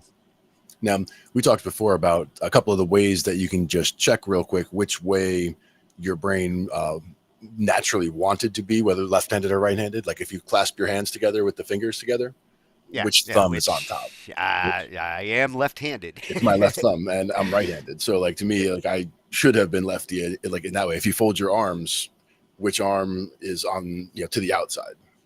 Yeah, and with my camera reversed, I'm virtually right-handed. I play a right-handed on TV. Playing a righty on TV. And I think I'm still playing righty. Yep. Okay. Yeah. Well, I really like the conclusion that, all three of these different possibilities very well could be going on at the same time. And, Sure. and understanding which ones might be possible if you are a creative type, if you are feeling sadness or anxiety in your process, look at all of these and see which ones might be affecting you. Are your expectations of what you consider the artist that you want to be or that you're trying to be, are they too much? Are they getting in the way of your perception of success in creativity? Yeah. I mean, a lot of people, they have to set, goals in order to get where they're going. But sometimes they'll set a goal that is, so many steps down the road that they're, it's too steep of a path to get there. So they're not taking the incremental steps they need to really actually get there, which is a longer path. And if they don't hit those goals, that leads to sadness, disappointment, anxiety, unrealistic expectations. Yeah, exactly. Yeah, a lot of these tips across the different channels, there's consistent theme there about try to avoid this sadness and anxiety in your creativity unless it's fostering. If you're writing a sad song, then I guess feeling sad helps to write a sad song or to perform it emotionally. But don't get caught in the trap that like some actors and actresses do, where they get so much into the role that they start to become the character. Yeah. You don't have to make yourself sad to write something sad.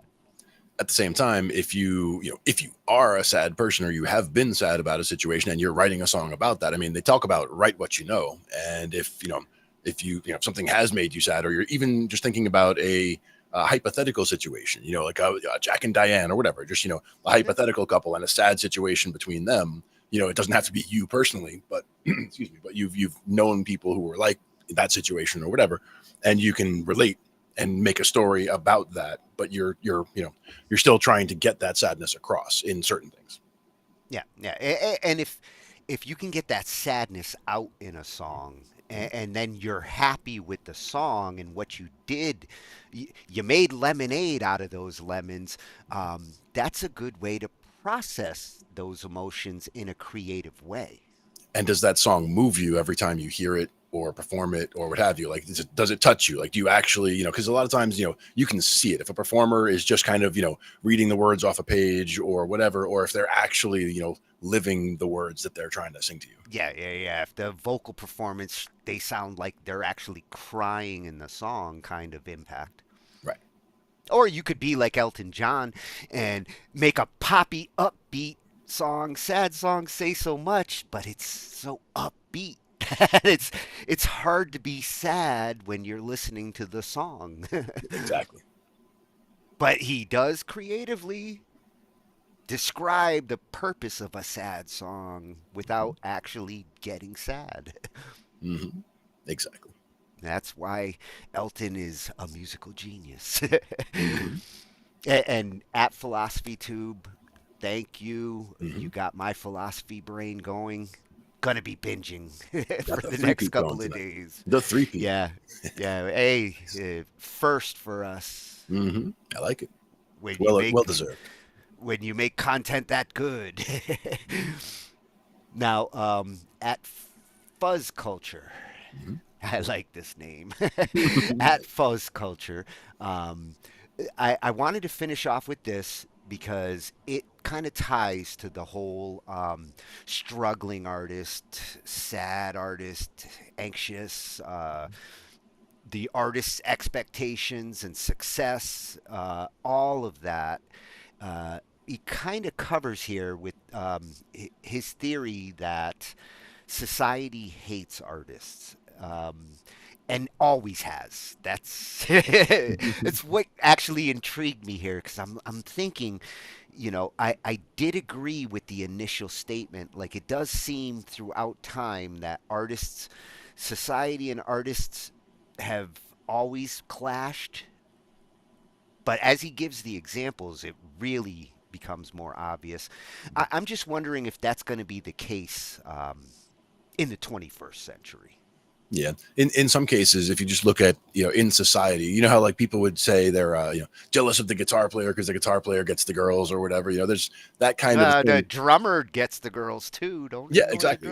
But more like the creative types, and, the fact that a lot of people are jealous of creative types, that can be, the root of some of that. You know what I mean? Anybody who has no musical talent might feel like, hey, how come, it's so easy for him? He can just sit there and play guitar and even whatever, blah, blah, blah, blah, and figure out, why is it so easy for them to do whatever? And so some people do get a jealous place that it comes from. Yeah. Yeah. How society perceives the artist, how the artist perceives society, they're intermingled. Mm-hmm. For sure. Yeah. So let's see what kind of insights we have here. Come on, Fuzz Culture. Show us why society hates artists. And always has. Always has.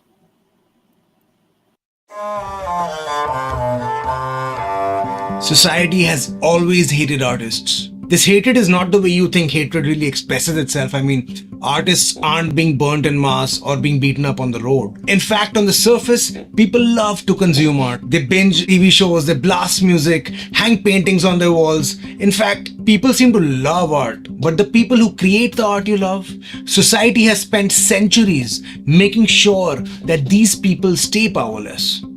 Vincent van Gogh, one of the most famous painters of all time, just sold one painting while he was alive. Think about that, just one. He died penniless, alone, and convinced that he was a failure. Today his works sell for like hundreds of millions of dollars or whatever, but none of that goes to him, nor did he ever see any of this wealth. Franz Kafka, a pioneer of existential thought, was so disillusioned with what his work had brought him in his lifetime that he instructed his best friend to burn all his work after he was dead. His friend disobeyed him, and Kafka went on to become one of the most celebrated thinkers and writers of the 20th century. And even when artists do succeed in their lifetimes, they're often met with hostility. Nina Simone, one of the greatest musicians of the 20th century, was blacklisted by the US government for her work in civil rights activism. She was monitored by the FBI, driven into exile, and spent years struggling financially despite her massive influence. This isn't just all bad luck. It is a pattern, and this is a pattern that's been repeating for a long time. And let me show this to you in this video. 1. History repeats itself. Throughout history, artists have always been controlled by the powerful. During the Renaissance, the only way to survive being an artist was by getting a patron. I'm gonna make him an offer he can't refuse. A king, a noble, or the church. That meant your creativity or your output wasn't totally yours. Michelangelo didn't paint the Sistine Chapel because he wanted to. The Pope wanted him to paint it. Leonardo da Vinci, one of the greatest artists of all time, spent most of his time designing war machines. Not because he loved destruction, but because he needed the money from the Duke of Milan. His genius was at the mercy of those who funded him. Fast forward to the 19th century and we had Romanticism and the idea of the starving artist. The belief that suffering is necessary for great art. That if you really love what you do, you should be willing to suffer for it. But in a way, this was never a romantic idea. It was just a way to justify underpaying the artist who lived in that time period. All under the guise of Romanticism.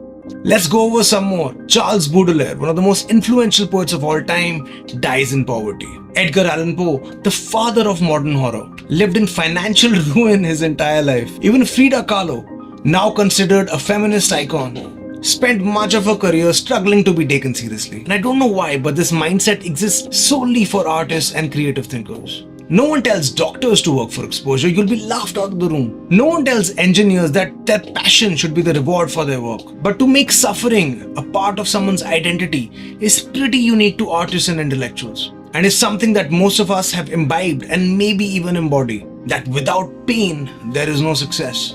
Why? I want to ask. Why do you, the customer, value the most poignant works of art as almost being valueless? And why do you, as a creator of it, accept that pain is a part of the process? It's a sadistic relationship, I think, that society has with its thinkers. This myth keeps artists desperate, and desperate people are easy people to exploit. This is why an artist willing to sign away work which is potentially worth millions for pennies is a patron or an investor's dream. Infinite value for minimal investment. And if you thought this would have ended a while ago, the 20th century arrived. Corporates took over the places of kings and emperors. Hollywood locked actors into brutal contracts. For example, Judy Garland, while working on The Wizard of Oz, was made to take amphetamine so that she could keep working insane hours. Record labels have always taken majority of the royalties while the artist keeps scraps, and it's basically a chokehold whether you listen to them or you're faced with failure. Prince had to change his name to a symbol just so that he could get fair compensation. Painters were told that their work had no value unless a gallery owner decided otherwise. Jean-Michel Basquiat, one of the greats of our time, whose paintings now sell for over $100 million, was seen as a street kid and never respected while he was alive. And today, streaming platforms pay musicians pennies, gigs are lowering costs, everyone is trying to squeeze the artist in 2025, while the CEOs of these companies are richer than any musician to have ever lived. Social media buries posts unless artists pay for promotion. AI models steal work to create AI-generated art without ever crediting the artists whose work they have scraped their data from. The game has always stayed the same, just the tools have changed. 2. The system keeps artists poor on purpose. There's a phrase that people love to say. If you love what you do, you'll never work for another day in your life. But I believe only a person with a great love of pain or a sadist could have coined this term. It sounds nice, but in reality, it's just a way to get people to accept low wages. Imagine telling a lawyer, you should be grateful that you get to defend people in court and uphold the law. You don't need money. You are defending people. You are a good man. Go, Mr. Lawyer, defend people out of the goodness of your heart. The lawyer would laugh in your face, man. But musicians hear this every day. So do artists, writers, actors, anyone in the creative field hears this every day. You should be so grateful that you do what you love for a living. And I do think this is politics of envy. Just because you feel that it must be so much fun to make music or art as your profession and you don't love your job, so it's only obvious that you get paid while the artist struggles. It's so obvious. Rather than questioning yourself that why the hell are you doing a job that you don't love, your reasoning goes to, because I do a job I don't love, so a person who loves their job must suffer. It's a self-hating argument in my opinion, and I think you should really ask yourself why you spend most of your day doing something you don't want to at all. And when artists do try to make money, they run into the next problem, which is the gatekeepers. Record labels decide which musicians get funding, streaming algorithms decide who gets heard, gallery owners decide which art gets exposure, publishers decide which books get published. And in our current system, this funding is like a giant chokehold around your neck. Do what I, the patron or the corporate or the label wants, or we cut your work off. This is the template of what we want, and if you don't fit in, goodbye. See you. Thank you for coming. Next, please. That's why most mainstream art sounds and feels just like a McDonald's meal. A great investment, but a bad burger. And as artists, we aren't competing with each other. We are competing with the people who own the system. And 2025 is showing us the end game of these corporates. Make artists replaceable. AI can now generate music, write books, make paintings in mere seconds. If art is cheap, artists are worthless. And that's the game. Point 3.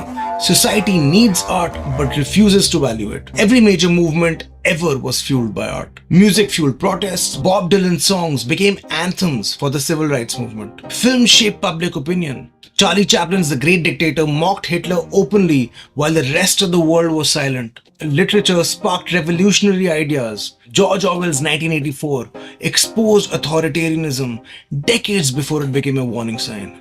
Artists don't just make things that are pretty and play in the background and keep your mood peppy. They are the originators of the ideas of tomorrow.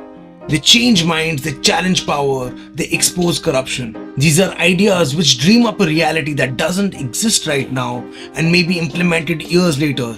These are the ideas that matter. That's why every authoritarian regime censors artists first. Do you want to know if you're living under an authoritarian regime? Just see if your government censors art. Straight away sign. The more repressive a system is, the more it fears art.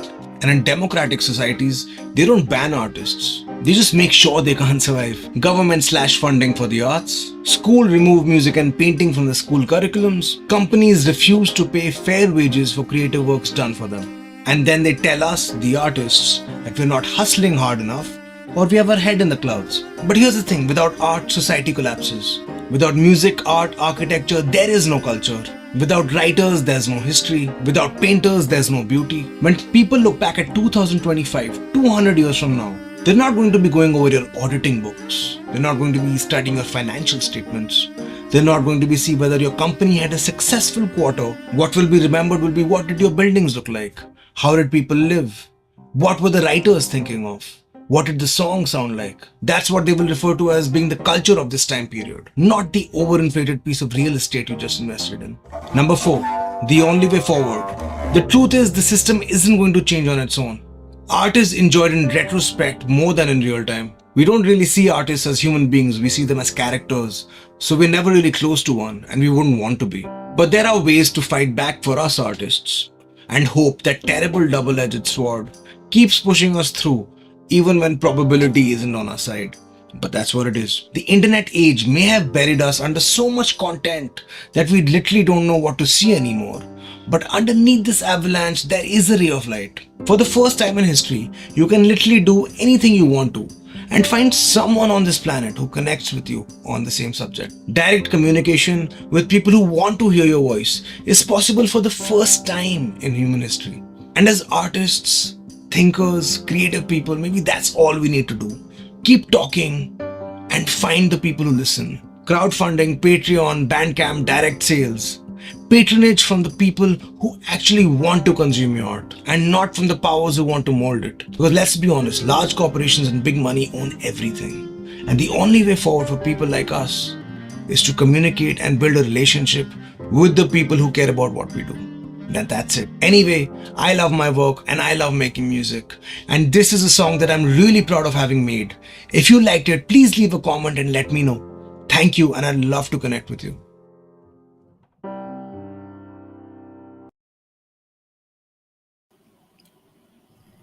Even more food for thought.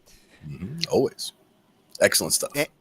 And I didn't realize it, but you know that first video where we were looking at the whole distribution and royalty situation that Miss Crystal's dealing with is relevant to our last one, because a lot of what he was talking about there, which got the chat all like talking about how, like, you know, it's the record companies and the ones who are making the art are not the ones who tend to profit from the money that's made from art. Yeah, exactly. And that is what is trying to be addressed with, you know, and again, this is all the Wild West pretty much at this point, because things have changed so much over recent years and will change so much over the next few years. It's going to be unrecognizable again in just a few years, unless they really do decide to, you know, make some very concrete, you know, rules about how this stuff is going to work. Well, and he makes some good points about like the now and the future. 200 years from now, when they look back, they won't be looking at financial statements. They'll be looking at the culture, the times, the architecture, the paintings, the music. When we look back in time, that's what we tend to look at.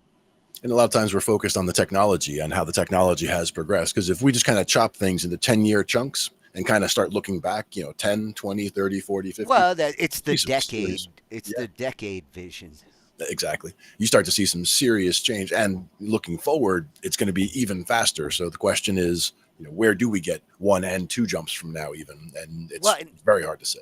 You know, going on that kind of decade vision idea, what he was talking about with some of the artists, the examples he gave, Nina Simone, he got me thinking, you know, activism and artists, especially musicians who tend to be activists, who have like some, you know, moral mission that they bring into their music, which is a good thing. I mean, what better forum to actually push ideas than through music? But the activist musicians did have a hard time because I thought about John Lennon there, and there's a big difference between John Lennon with the Beatles singing "I Want to Hold Her Hand" versus after the Beatles, and when John became an activist, he was on the FBI's radar. He really had a tougher time doing the same thing that he did with the Beatles.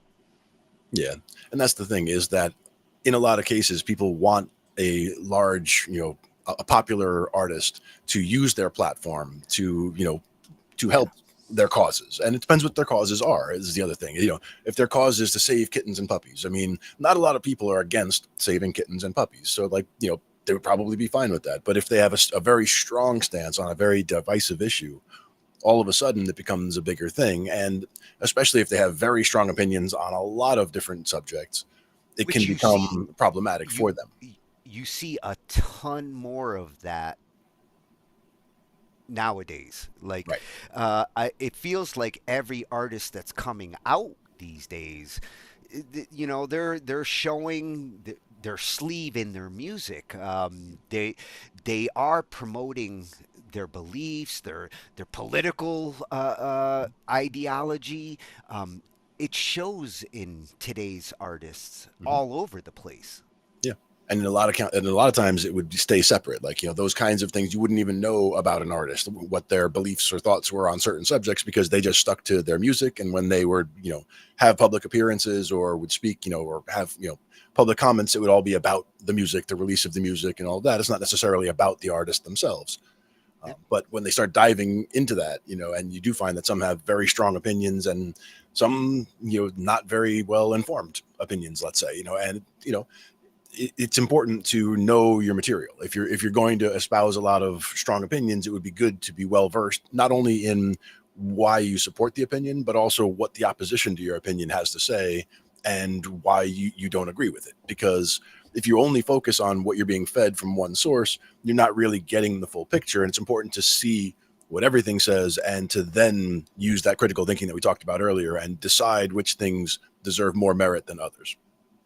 And the idea that like all this change we want to do and make has to be done by these artists or these celebrities.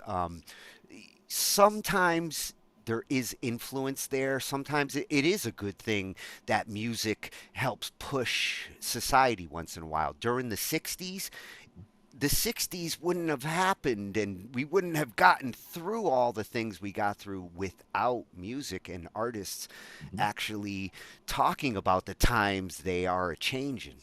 Yeah. And the music through the 70s, very important as well. I mean, you see movies of the period and just how important music was to all of that.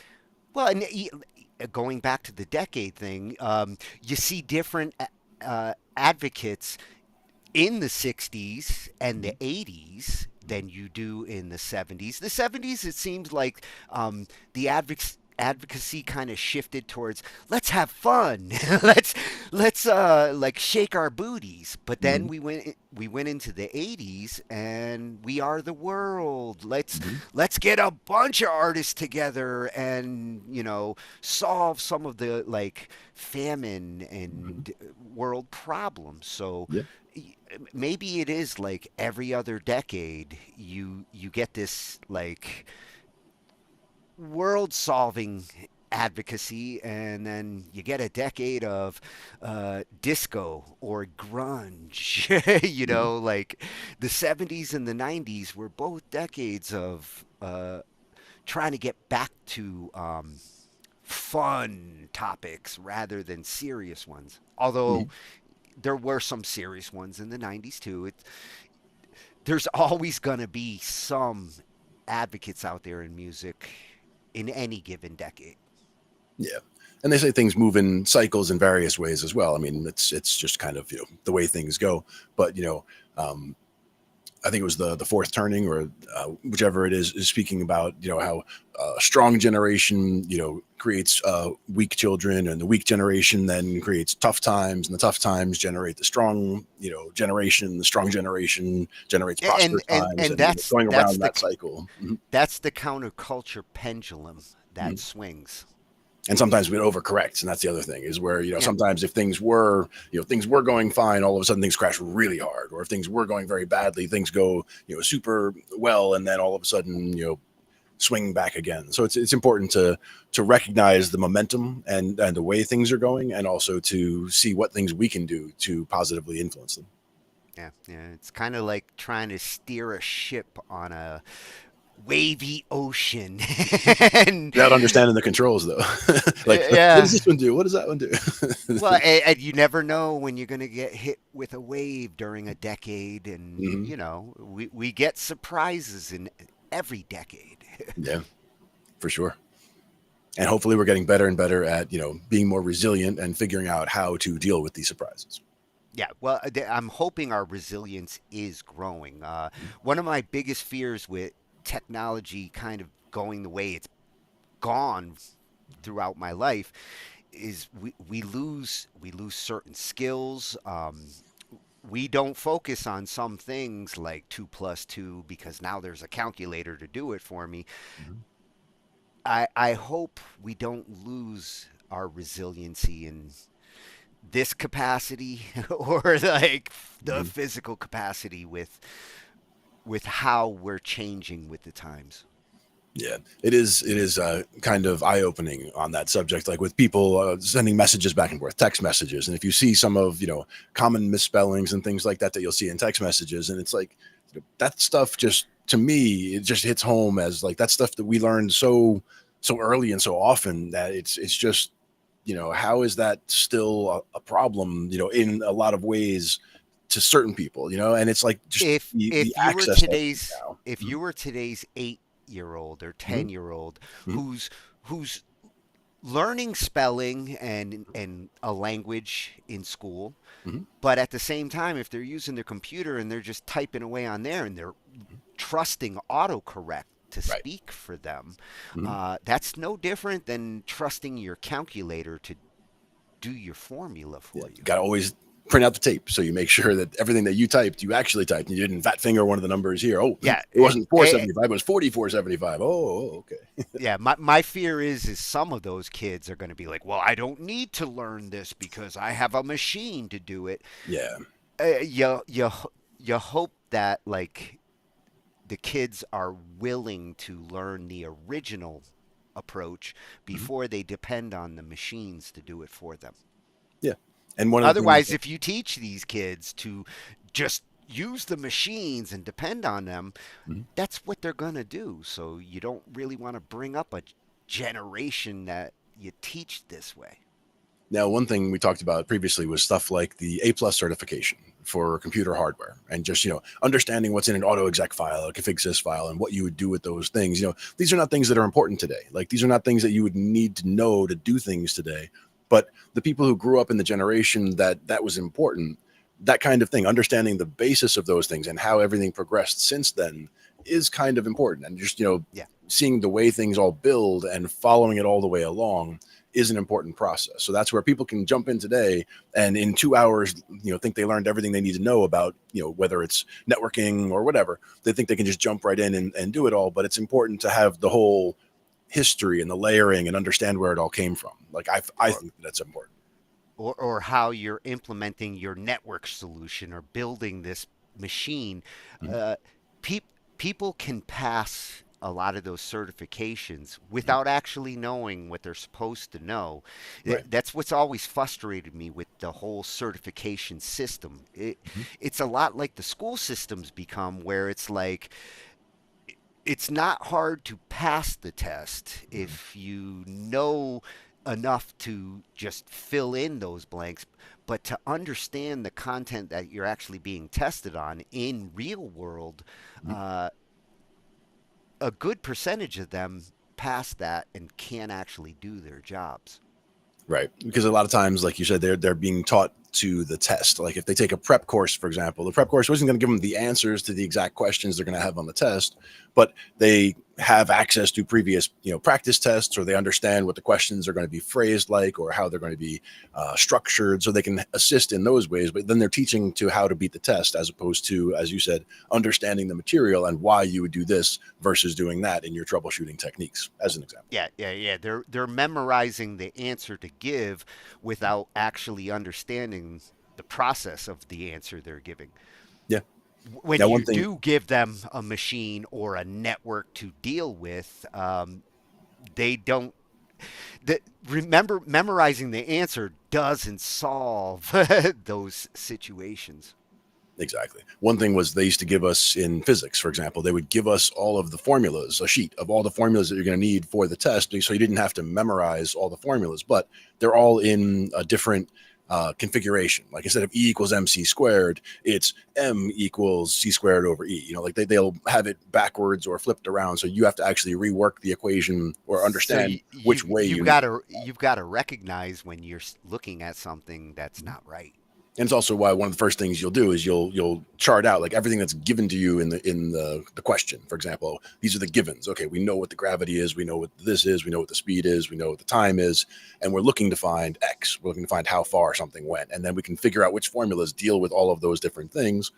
Plug in all the things the way you need them, and flip the formula around first to find X equals, and now you have all these other terms, so you can throw everything in there. The important thing was that they didn't expect you to memorize the formulas.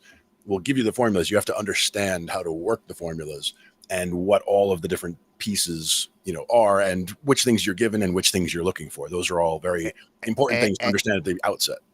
And it does test your troubleshooting muscle. Yeah.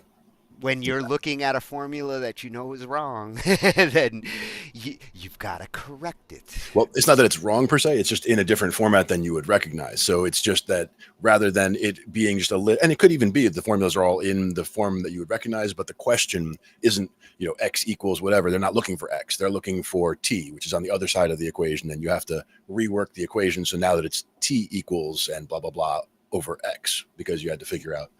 That's why I never did advanced math. Algebra was as far as I wanted to go. Yeah. Algebra was fun. We did algebra and then pre-calculus and calculus, all that fun stuff. But it's the calculus that I was like, As a programmer, I probably would have appreciated calculus more, but as a teenager, I was like, I don't want to. I'm going to be a musician, and I don't think it's calculus. Yeah. You'd probably appreciate differential equations from the programming side. That kind of stuff would be fun. Fun, quote unquote. Fun in the mathematical sense. We might have to have a mathematical night, and you're going to charge. You're going to lead the charge. We can certainly do that. It'd be fun. Yep. At Fuzz Culture, you gave me a lot of food for thought there. Thank you for reminding me of the struggles that these artists have gone through and why they might have to go through them if society really does hate artists. Mm-hmm. Yeah. And again, there's certain reasons he got into some of them, and it goes back, forever. And, the whole keeping artists poor, that's, something that apparently has been going on for a long time. And it's, we're trying to see what we can do about that. And one of the ways that, things that I see going on right now, whether it's in music or in other ways, is more of not the crowdfunding, but just more the grassroots, the local, the mobilization, let's say, of large groups of people that are like-minded about a certain topic or a certain, supporting a certain channel, those types of things. I think I see a lot of that happening more, and I think that's going to be more the direction things will go, where there'll be people doing direct support to the artists, where the artist can just basically open a page and be like, hey, if you want to support me, come here, and you can get these perks and whatnot, and but it's a way of directly supporting the artist rather than going through the other method. Which you see some examples of that, like with the Patreon approach nowadays. What I see with the future, between like the legislation that Miss Crystal's proposing and pushing, and the ability to use cryptocurrencies, ETFs, to kind of set a value to something.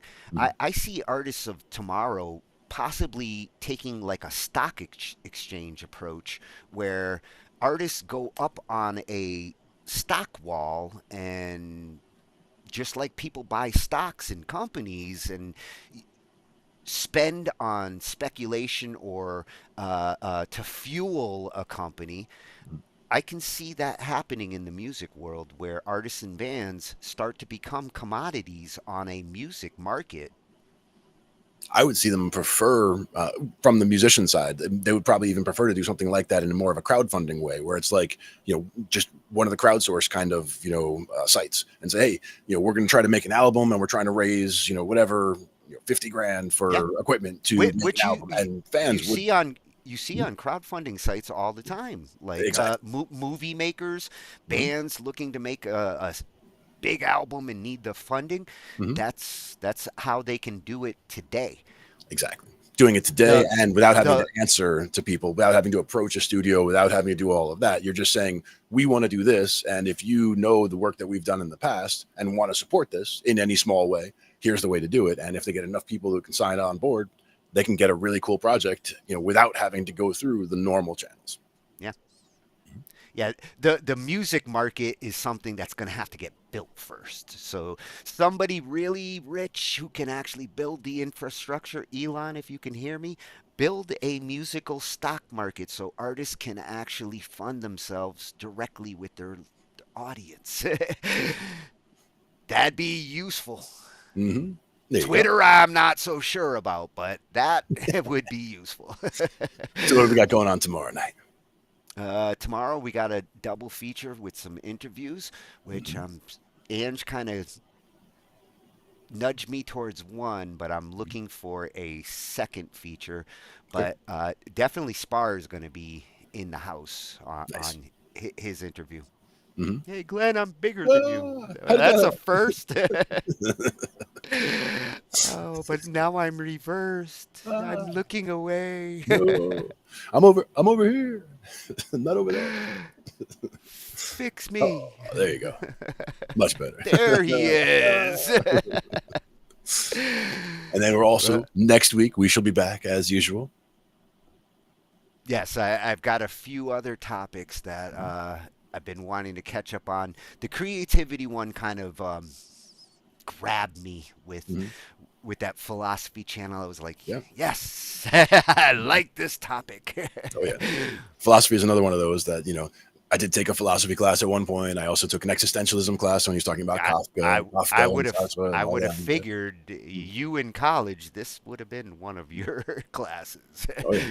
And a couple times it was with things like, I would take Russian somewhere and take philosophy somewhere else. And it was just, just checking random things out. Yeah, we'll have to have a night for Russian philosophy. Glenn's an expert. Да, извините, я говорю плохо по-русски. Means, I'm sorry, I speak Russian badly. All right, how do you say good night in Russian? До свидания. How about that? До свидания. До свидания. We'll see you tomorrow night. Yeah. See you tomorrow night. Spokojna noche. That's another one. Good night. We cover digital audio workstations and music tools. We explore theory, gear, and MIDI too. How to arrange, compose, and the art of arranging. Taking a look at AI and how the times have changed. On a PC or a Mac and even with a mobile device. We'll be talking about it all every Thursday night. From software to plugins and sets that entice. Dive deep into tech and let creativity take flight. Talkin IT. We're talking IT. Come and join in and have some fun. It's highly educational with a lot to learn. From bedroom producers to seasoned pros, we're breaking it down so knowledge grows. Whether you're a DJ or a beat making wizard, we got the tips and tricks to make your sound sizzle. Mixing and mastering, that's our jam. With the tutorials and tips on how much rap. Get the best quality from your setup and gear. Tune in every week and lend us your ear. We're talking IT. Come and join in and have some fun. It's highly educational with a lot to learn. We're talking